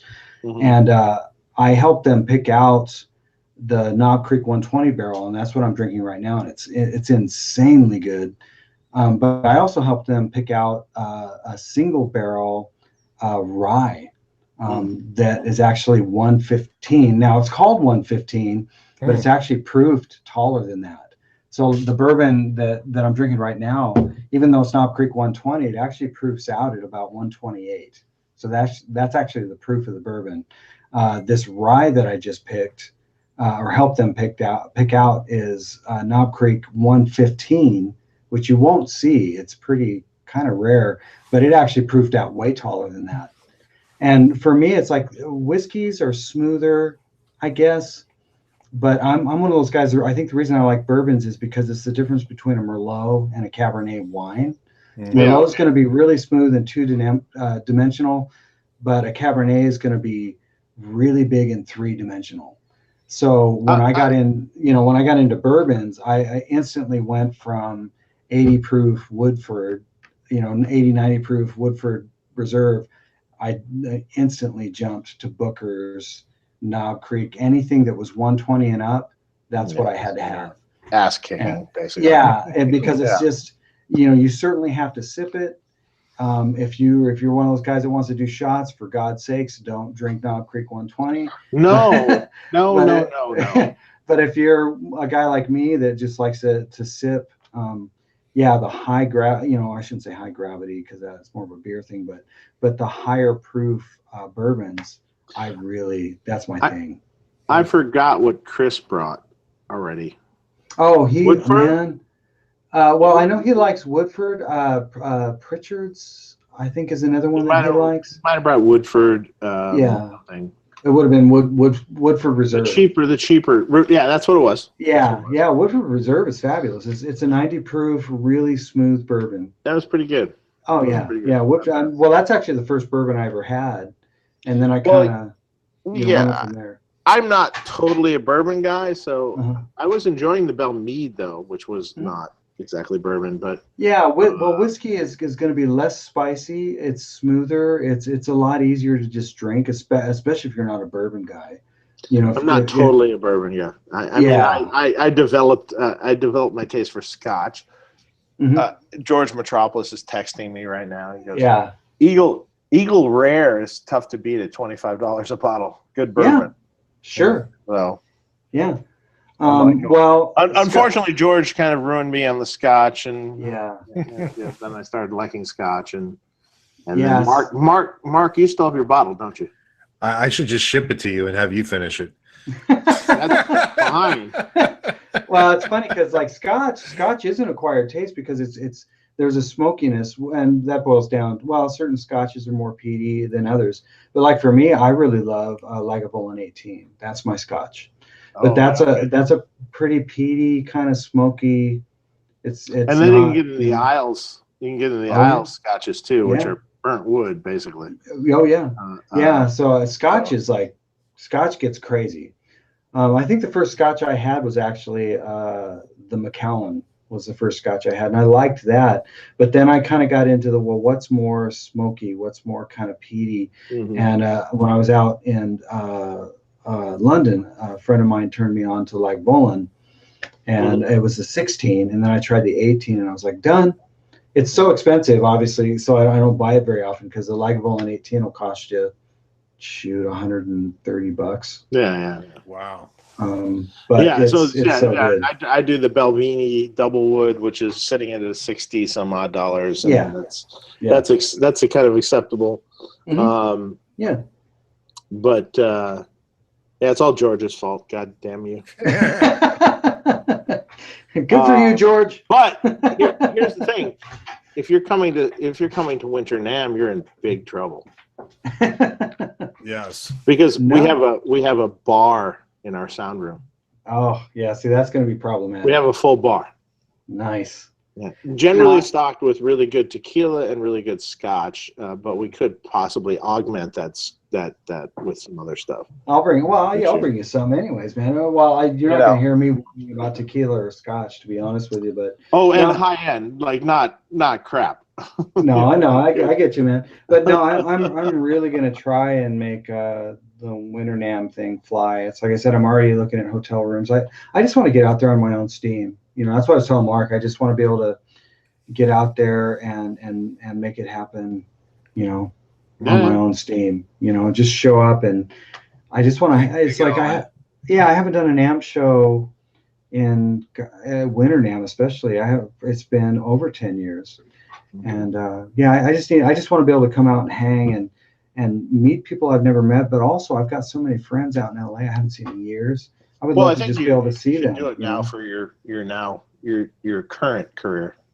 Yeah. Because I think networking with the companies that are supporting you with these videos now is a good. It's I think a must. Yeah, it's important. I mean, one thing I'm learning is that because I am ridiculously shy by nature, so sometimes NAMM shows and things like that are difficult for me because you're on these big floors. And, I did NAMM shows for years. That's what I was telling Mark. But the thing I realized is it's really hard for me because I'm so shy to develop a relationship quick enough where anybody would remember me. So the majority of the relationships I've built with the demo videos that I'm doing now have been based on the fact that I can get on the phone with somebody and have a conversation with them. It's not emails. But you've broken now you've broken the ice, so to speak. So now you can go talk to them. Yeah, and they're like, "Hey, we got these new products. Here you go." Right. You'd be surprised you get to Winter NAMM and how many people will know who you are. Oh, I guess I will be surprised because so far it's like I'm still just dude. I'm like this guy from Spring Hill, Tennessee that I don't know. I'm always Has a lot of reach, yeah, I'm always ridiculously flattered. Honestly, that people know who I am that do. It's like, wow, really? Honestly, Right. it is crazy. There's just so many insanely good guitar players out there that, so for me, I always just feel like, man, I'm just dude. I'm just Yeah, dude. that's good. That's what makes you a nice guy. You're laid back. Wow. Hey, we actually have a question for you from Robert Baker. I think you know who that is. Oh, Robert Baker. What are you doing, Robert? Hi, Robert. I said hi to you at NAMM. He's What's up, such a Robert? sweetheart, man. He's such a good dude. He said, Shawn, do you have a go-to guitar that you write on most? No. What I do have are guitars that I would call my like secret weapon guitars.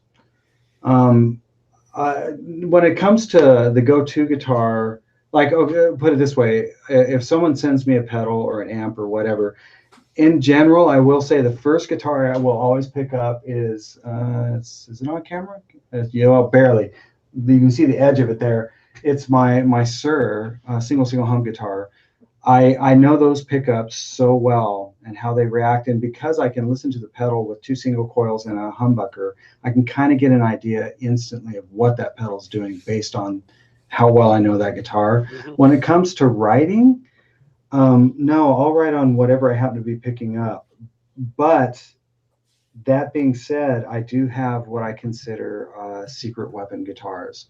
So what would be considered a secret weapon guitar would be one of these, because it's got P90s in it and it's a Tele, or something like this, because it's different. It's got it's a Jazzmaster, it's vintage, or where is it? Hang on a second. Or something like, here, I'll be right back.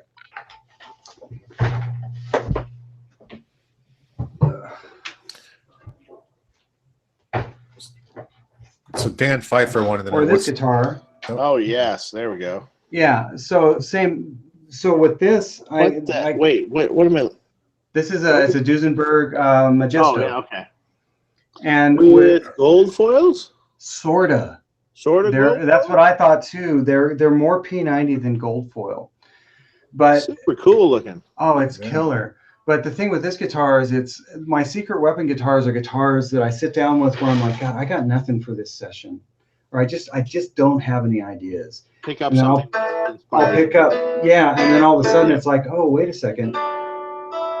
Okay, right. Now I got an idea. So I have guitars that are, like I said, they're kind of my covert. Now they're not secret weapons because I just showed them to everybody, but well, it's like if you had a Dan Electro guitar, a Silvertone. Exactly, or baritone guitar. Like if I pick this up, I'm going to do this. Or a six-string, old Fender six-string bass guitar. Those absolutely cool things. Yeah, and you'd be like, oh, I'm going to do something totally different on this. So this inspires me to think a different way. Right, exactly. And it's one of those things where I also want, especially on a session, I love the question of, well, how did you get that sound? Mm-hmm. And that's the thing. It's kind of the secret weapon guitars. But yeah, writing wise, all these guitars are great. So they all inspire me. It's like, it's all, guys. It's all an interesting. Like I've been hired for years to do guitar sounds on records, also, like in the studio with people. Yeah, and like helping them achieve, or with the producer achieve, a guitar tone. Yeah, and it is what Shawn's saying. It's like, well, okay, I want to use all right, this Tele on this on this double. We're going to use the Tele through the amp, that amp, but on this one we're going to use like this Q zone pedal. Like I always had there's some secret weapon pedals I had over the years too, that I would use on sessions for people.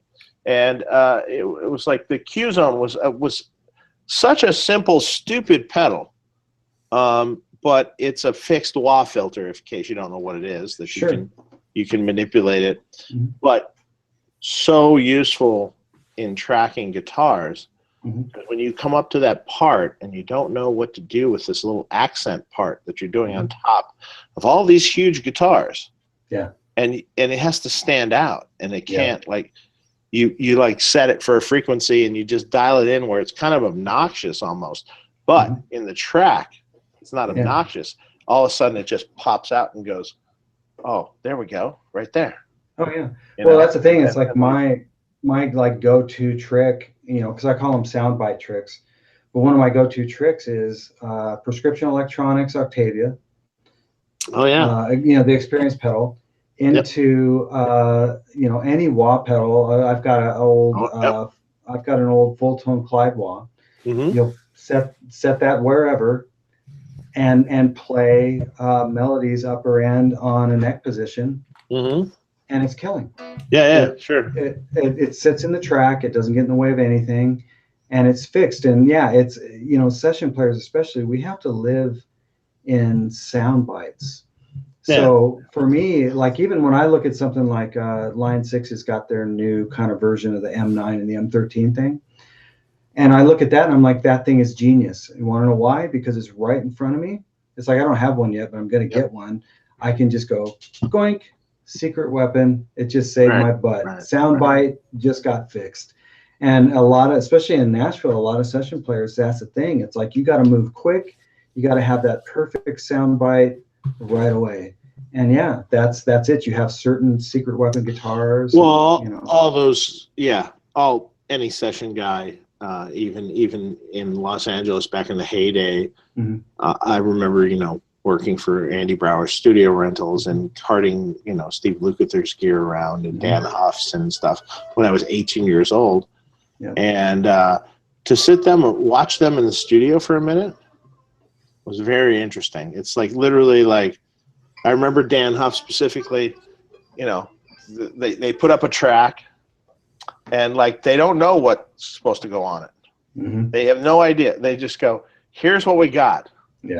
Can you come up with something? To put on here? We know we want guitar. And I would literally watch Dan Huff in split seconds come up with parts that were just like the most perfect parts you could ever hear. But it was within a split second. Oh, and they were like literally like, you mean something like this? They're like, yes. Click, record. And like they're literally recording him as fast as he's showing him. And it's and like just capture the moment. And they did, you know, and it's like, well, you know, Tim Pierce, Landau, Lukather, Jay Graydon, all these cats, man, that was their magic and still is. Is they could instantaneously not only interpret the music. When the producer had no idea what they wanted, they could not only figure out what they want, but even if they didn't know what they wanted, they would play something they knew they would like. And then on top of that, attitude-wise, sell it that way. Like, no, this is the part. You know, they never was like, I don't know if that's the right part. No, they'd be like, no, here's the part, guy. Well, I literally watched Luke do it a bunch of times too. The same thing, sort of thing. Where he'd go in, he's hired to play a solo. Right. You know, a solo on a pop song, you know, and he'd come in and literally I'd watch it. And literally like one quick take just to practice it. And then, all right, take the next one. And literally they're just like, yeah, that was great, done.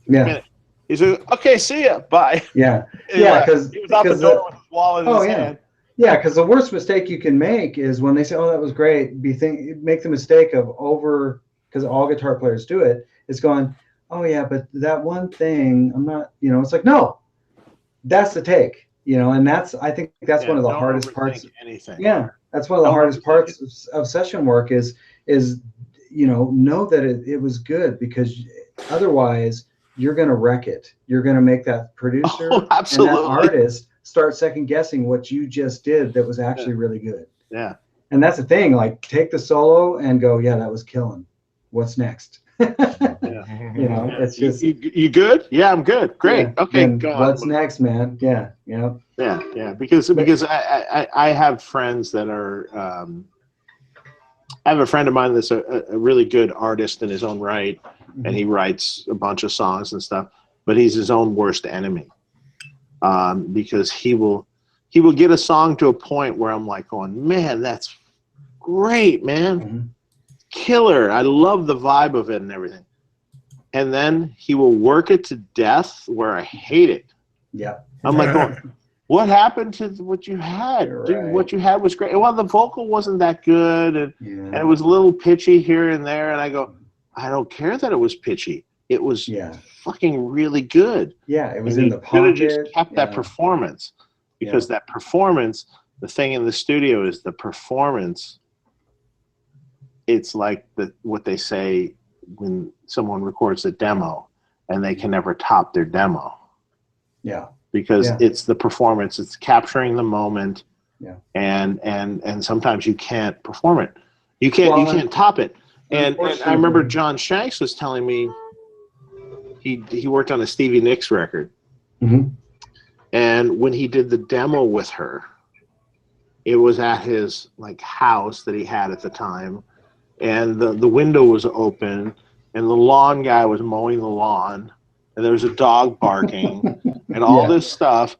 And they just did the demo with her singing and stuff, you know, like at the house, and there was all this stuff in the background. Yeah.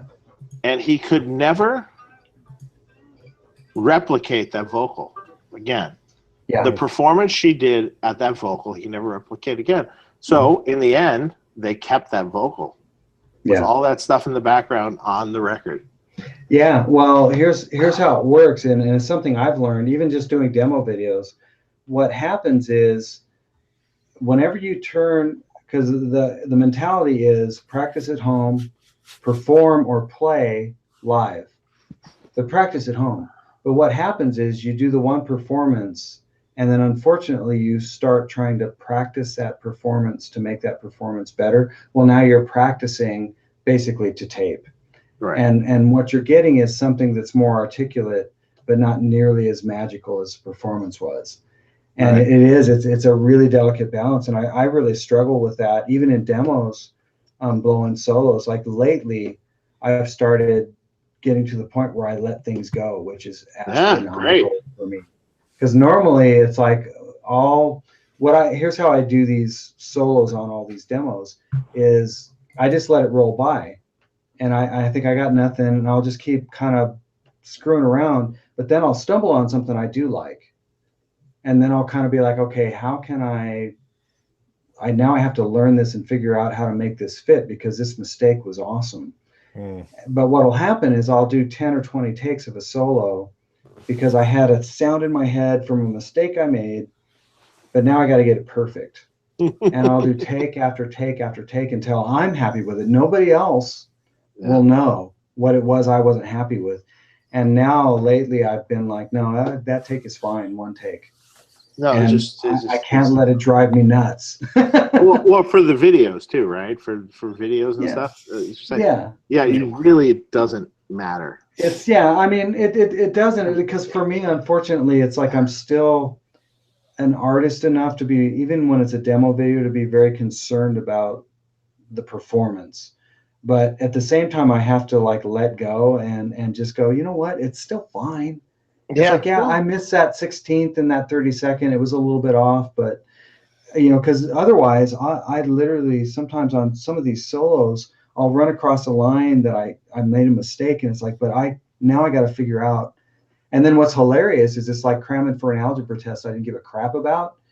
I nailed the algorithm. But a month later, if you ask me to explain that algorithm, I can't. I'd have to go back and relearn it.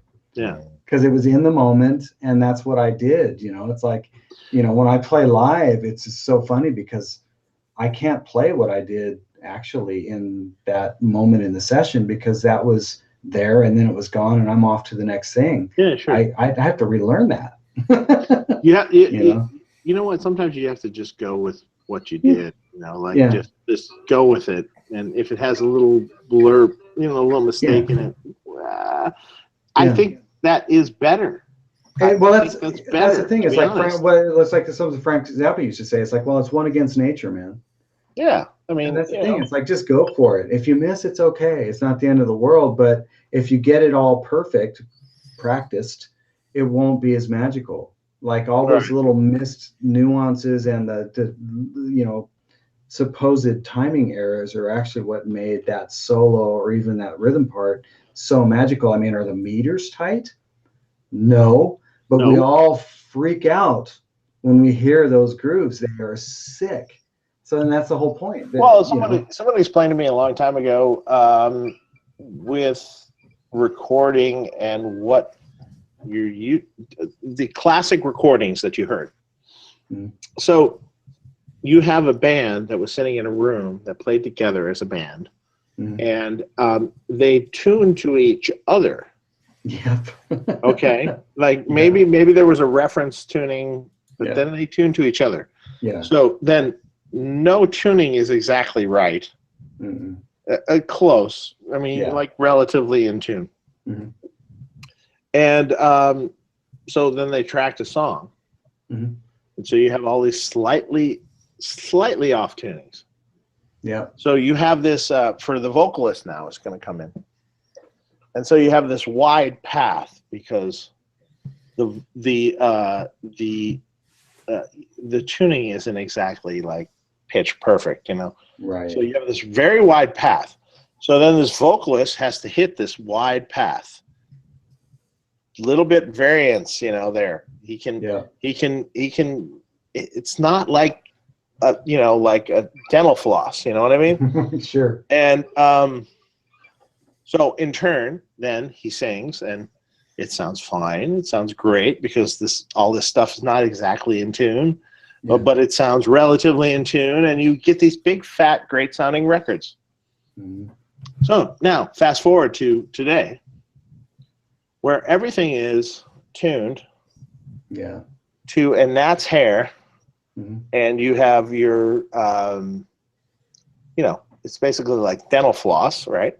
So then the singer's got to fucking hit this pitch, right? That is perfectly in the middle, perfectly there. And come on, everyone's human. No one's going to hit that exactly. So, so you've created this monster of fixing pitch and fixing everything, and then essentially you have a highly sterilized version of the song, which is awful. Led Zeppelin is not a highly sterilized version of the song. You know what I mean? Like there is slop, there is mistakes, there is all sorts of stuff. There is a living, breathing drummer, an incredible drummer. Living and breathing. If you really analyze his drum beats and everything, there's no like repetitive beat. It's like living and breathing. It's like there's accent hits and there's all sorts of stuff in his kick drum patterns and his snare patterns and everything. It's like it's living and breathing through the whole song. If you analyze just the drums through the song, you'd see, oh wait, well that drum kick pattern is not the same in the verse and this verse and that verse. It's all different. Or even where it pockets is not the same. Where musicians are playing with musicians. And unfortunately, that has become non-existent anymore. It doesn't happen much. And you know, the problem is you're able to see waveforms now on a grid. Well, this is a problem. This is a big problem, man. Because what will happen is you look at those waveforms and you see the grid. You're like, oh, wait a second. All these waveforms are behind the grid or they're slightly ahead. So now you're not even listening anymore. You're just looking. And you're just trying to slide all those waveforms so they drop right in the grid. And it's like, oh, okay, well, we'll make the grid. We'll quantize the grid or we'll make the grid have more pocket. It's like, well, leave the grid alone and actually shut the waveforms off and just listen. Does it sound great? Because that's the thing. It's like Zeppelin's not tight. Are you kidding me? But it's great. It's insane. It's great. The Stones are not tight, but it sounds insane. It's so good. You know, Hendrix not tight, but good Lord, sounds incredibly good. You know, that's the thing. It's like you know, and then I unfortunately have fallen prey to that mentality of perfection, and I'm really trying to like break out of that. I mean, because my big thing, and the only thing I ever tell guitar players, and when I critique guitar players, they'll send me tracks, and they'll say, "Hey, I played on this thing. What do you think? How does it sound?" And really, the only thing I listen to, even over tone and all that stuff, is just pocket. It's like, were you in the pocket, or were you not paying attention to the hi-hat? You know, and that's a whole other thing for guitar players that I get into about feel. It's like, man, stop listening to kick and snare and don't listen to anything but your drummer's hi-hat. You know, because at the end of the day, it's not about your feel as a guitar player. It's about how well you play with the drummer. That's where the feel sits. So you can be like, oh, I'm so in the pocket. Well, yeah, but you're way behind the drummer. So you sound like an idiot. Or I'm right on the beat, I'm energetic. Yeah, but you're playing ahead of the drummer. You sound like an idiot. Where's the drummer? It's like if the drummer's like a super tight on the bean pocket, listen to his hi-hats and play to that pocket. Otherwise, you're not in the pocket. You're just trying to force like your feel into something that isn't that feel, you know? You know, and obviously there's arguments, you know, especially bass players, you know, they can kind of sit back a little bit and the note kind of blooms. But for the most part, that's like the big deal for me, especially for guitar players, is like, you know, where's your pocket? Are you listening? If you haven't been fixed in Pro Tools, but if you're listening to the hi-hat, you're going to play with that drummer. And if he's a terrible drummer, he's a terrible drumber, but at least you're in his pocket. At least I understand, you know, at least you're playing along with the rest of the band, you know. Feels a big deal, and unfortunately we quantize and tweak and fix everything, and even I fall prey to that. I'll be looking at Pro Tools files and the waves going, God, especially like my bass playing, I'll be like, oh, I should fix that. Something's not, it's not on the grid. But then I have to stop and close my eyes. It's like, yeah, but it feels fine. Why do I have to move this? You know, the guy that works for me, you know, Jamie Kime. You don't know Jamie? Jamie played with Zappa plays Zappa. He's a motherfucker guitar player. Yeah. Well, I mean, I don't know him personally, is what I'm saying. Oh, okay. Well, you know of him. Yes, absolutely. Okay. Yeah. Yeah, he's always like that. It's like, yeah, no one plays with musicians anymore. No one he does a baked potato gig routinely, you know, like once a month or a couple times a month, and he's like, oh my God, it's like horrid. Yeah. You know, like to. Yeah. You should play with him. You should come out here and play with him. He'd probably bury me. No, man, you can do it. Yeah, that's a funeral I don't want to go to until I. You know, that's what everyone fucking says. That's what everyone fucking says, and it's always like Pete Thorne said the same thing. He goes, no way. Yeah. It's like, yeah, I want my friends to like show up to my actual funeral, not just me killing myself. It's like, I'm not doing that. Oh, no way. And Jamie's just like, dude, I'll just tailor the set to whatever it needs to be. It's fine. We'll play rock songs, whatever. You know, like it's just like.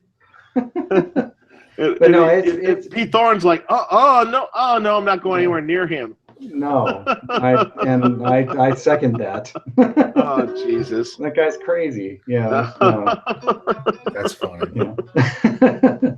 But you know, there's all these, you know, there's cats out there, man, like, you know, Josh Smith and. Yeah, sure. Oh my God, you know that, you know, there's guys that, you know, but for me, you know, I've been, you know, a lot of the session work I do now really is just, yeah, it's, you know, the bass and drums are already done.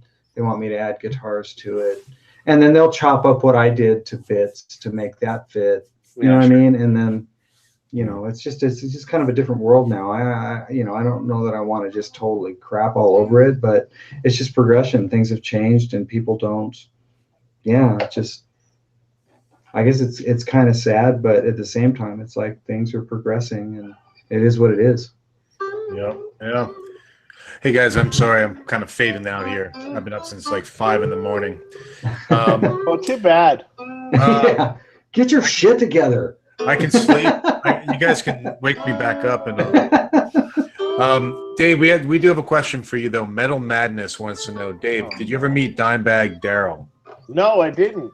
I would have liked to. Okay, I'm sure. Yeah. Sorry. Okay.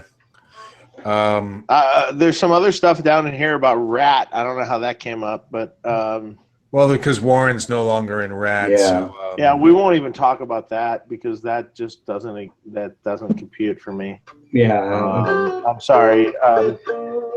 For whoever's in Rat now, you're in a world of hurt because you can't have Rat without Warren. Yeah, those big shoes, man. Period. Yeah. And you don't even have Carlos anymore mhm. because he left too. So it's just horrible. No. I read on The only thing cool about Rat was Warren. Of course. Yeah.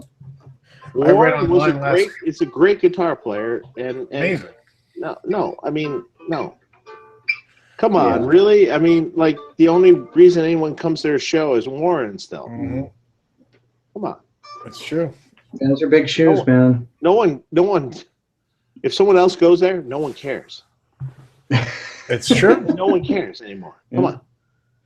No one gives a shit. I saw them within the last 5 years at least twice, and Warren was great. Yeah. Yeah, I saw him last year. The only reason I went was to see Warren. Same here.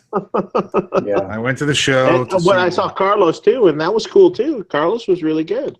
Yeah. But Carlos, from what I understand, was like, I'm not doing this without Warren. Yeah. Well, I don't blame him. Yeah, no, I don't blame him either.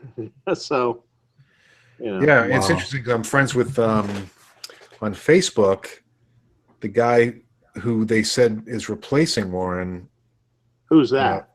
This guy Jordan Ziff, who is currently playing with Marty Friedman.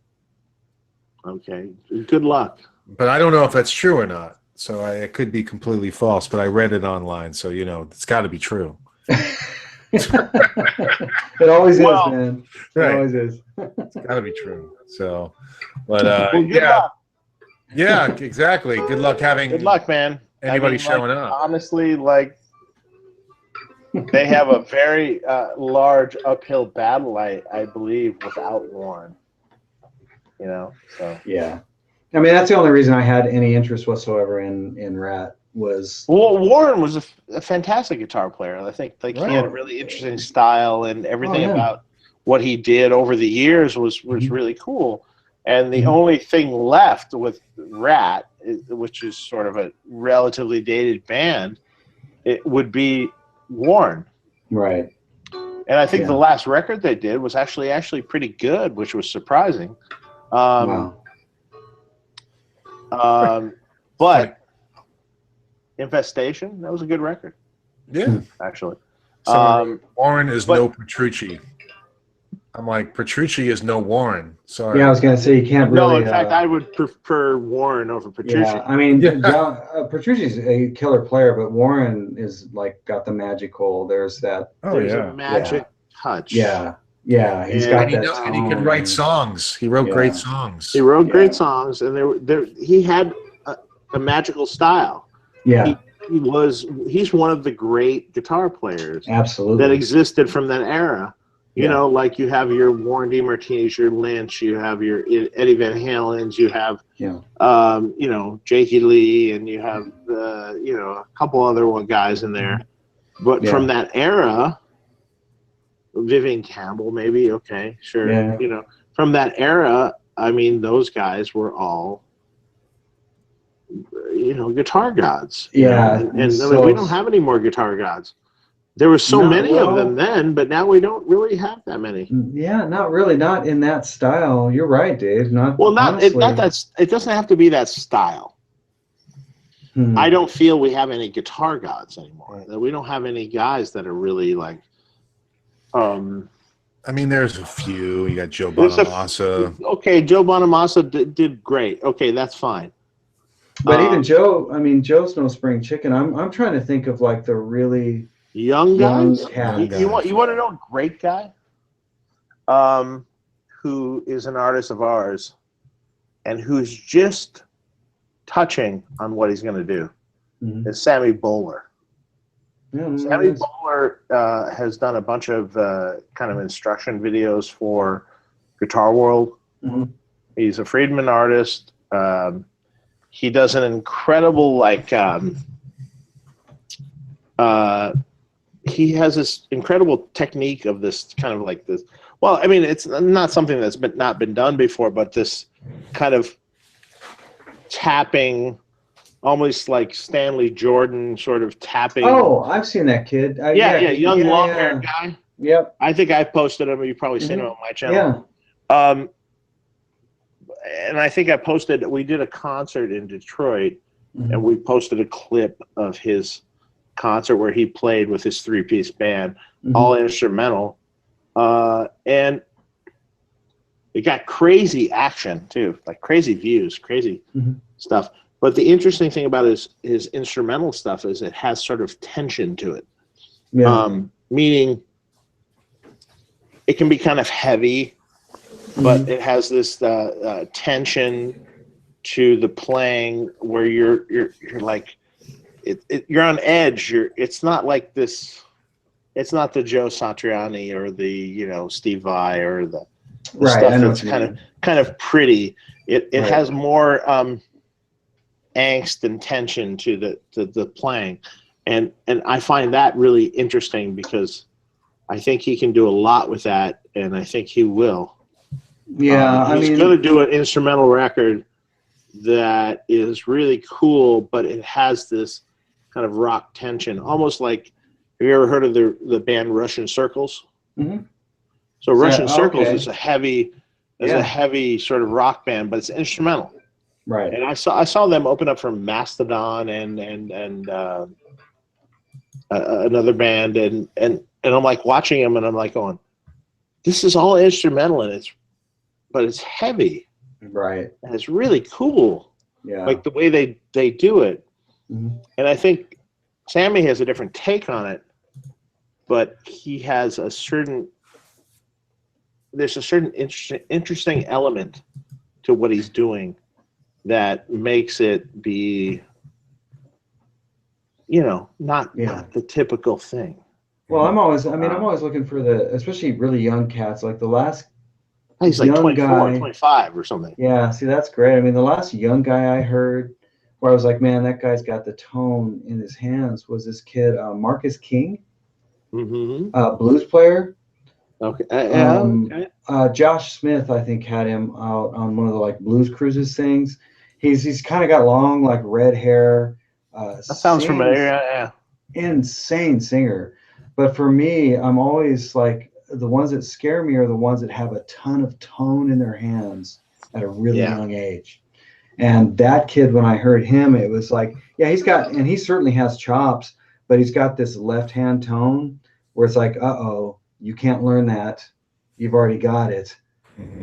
That for me is Guitar Hero stuff. But yeah, I get it, man. It's like sometimes I think, well, when Jeff Beck goes, heaven forbid, or Eric Clapton or Buddy Guy, we already lost. That's all coming. Yeah, and it's it's not far down the road. So who's the next cat? And that's the thing. It's like what? Not sure. There's players I love, like blues players like Matt Schofield, of course Josh Smith, and these guys are all amazing. But as far as like they all learned from the iconic guys, and some of them are still here. But who's like the next icon? That's why I was. I mean, Joe Bonamassa is a beast, but Joe goes back to like Eric Johnson. Eric Johnson goes back to Jimi Hendrix. Sammy interested me a lot because what he's doing, some of the stuff he's doing is not so. Okay, there's a tapping element. Okay, Eddie Van Halen did that, and you know, so did like Stanley Jordan and different people. But there's an element of what he's doing that isn't really done right now. And he does it with such a he's so effortless with it. I saw a clip. Yeah, did you see the Harpo's clip? Yeah, with the red stacks in the back and stuff. Yeah, when's that video coming out? Because I saw a clip. Well, he's gonna do some more videos for himself.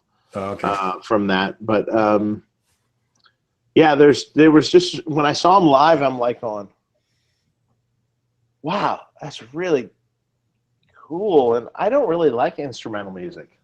Yeah. And I'm not really one to like favor that. And there's only been a few, like I really like Steve Stevens' instrumental record that he did a few years ago. That was great. And Sammy's stuff that I've heard so far, he's actually sent me some other songs that he's done and stuff. And there's just this tension to it that I'm like, this is cool because it's not like the typical instrumental thing. It's got a heavy element, but it's got this tension, and it's not like what you would expect from an instrumental record, and that I love. Well, there's cats like, I mean, there are guys that are not in like the rock and roll realm or anything. There's a young kid, I know I'm saying his name wrong, but Anton Boyer. I saw him. He's got to be young, man. He looks like if Bob Dylan was 12 years old, that's what this kid looks like. Right. And he can't be but in his 20s, but he haunts me. And I saw him doing an arrangement just sitting there by himself of Hello Darkness. And I was just like, are you kidding me? And he's just a kid. Julian Lage is another guy. I don't know how old he is. He looks young, but he's another guy where it's like, you know, it's arranging, and it's just this musicality that just is. So they're in the like the jazz realm, like the Pat Metheny's and there's some kids that are just, oh my God. But in the rock and roll blues, that's where I feel like, yeah, that's why I was like, I'm pretty big on this guy. Yeah. I'm pretty big on Sammy, because I think he can take it, and he wants to take it to. He's the next. I'm going to go out on a limb, and he's the next guy that could be a great, like a guitar.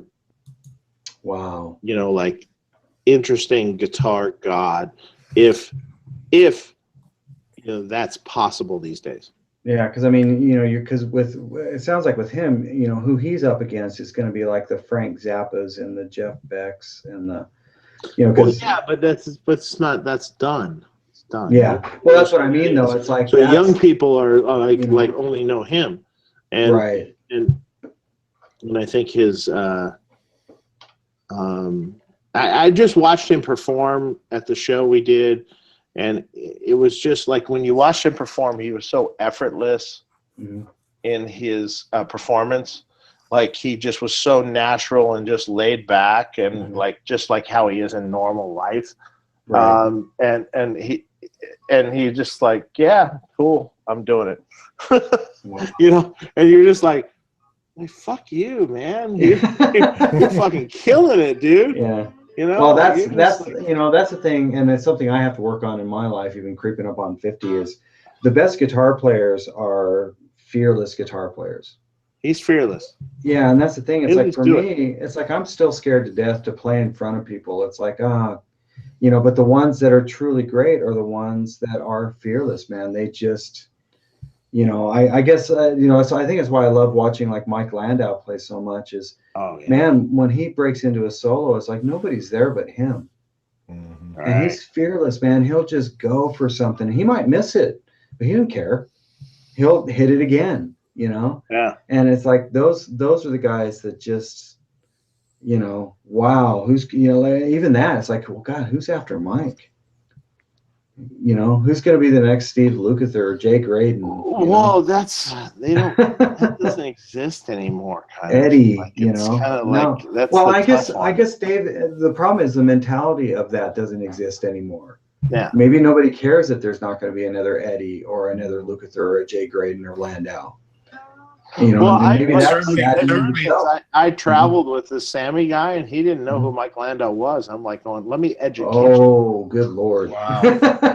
And he started watching the videos. He's like, Mhm. oh, shit. Yeah.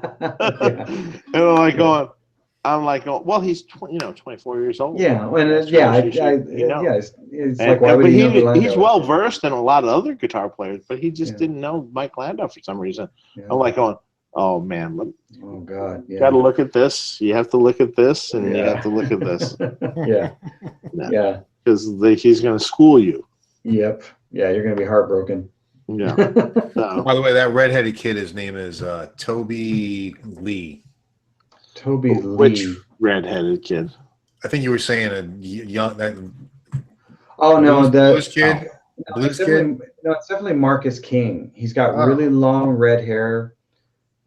He's kind of stocky, short kid. Sings like crazy. Oh, okay. Yeah, Marcus King. I'm almost positive that's his name. Well, yeah, there's another kid. He's a redheaded Yeah. blues kid. He's like 13 years old. His name Oh is no, yeah, Marcus would be closer to. He'd be more in his like early 20s. I got you. Early 20s, yeah. Yeah, you'll know when you see him. I think actually the first time I saw him was God, why am I drawing a blank? The vintage shop that everybody goes to. Which one? Where? LA. You gotta be kidding me. Norman's. Norman's, yeah, Norman's Rare Guitars. Oh yeah. That's the first time I saw him. Was they were, you know how they show case on YouTube, somebody will be in there that they like. And yeah, it was this kid, Marcus King. And that's the first time I heard him. And then the next time I saw him play was with Josh Smith, I think on one of those Blues Cruise things where it's a boat, not Blues Clues. That would be bad. But, they do those cruises with like Bonamassa, everybody's done them. And he did that with Josh and he just killed it and traded souls with Josh. But yeah, he's not that young, Mark. And this other kid is, I'm sure he's great too. But no, Marcus King he's got to be early 20s, late teens. But he's just a beast of a guitar player. Like left hand tone is like, come on. And then when you hear him sing, it's like stupid. I'll have to check him out. Yeah, for sure. That's cool. And not Mark King level 42. That would be Mark King based on level 42. Cool. Level 42. Wow. Yeah. Killer. I loved that band. Still You're dating yourself. I know. Well, there you go. Okay, I'm really fading hard, so I think I'm going to call it a night. But Shawn, it was awesome to have you on, man. Oh man, thanks for having me. Such a blessing, man. Thank you. Oh, It's fun. I always enjoy it, man. Yeah, we got to have you on again anytime. Yeah, I would love to. Yeah, thank you, and I look forward to all the upcoming videos. And if people want to reach out to you, guitar videos coming. Yeah. At least 4 from old Dave Friedman instruments. Those Feldman Fieldham guitars. Yeah, exactly. And if your YouTube channel, is it just Shawn Tubbs? Yeah, Shawn Tubbs Music. It's super easy. If you just punch in Shawn Tubbs Music, it'll come up. Subscribe. Yeah, please subscribe. More subscriptions. Come on. I need them. Please, thank you. Please and thank you. Yeah. All right, guys. Well, have a great weekend, and we'll make an announcement on who our next guest is once we get it booked. It'll probably be in 2 weeks from now. We'll keep you posted. And we have no idea who it is. No idea. It's a complete mystery right now, but I'm sure it'll be someone great. But thank you, Shawn. Thanks again. Thank you very much. Everybody have a great weekend. Stay on, Shawn. Yes.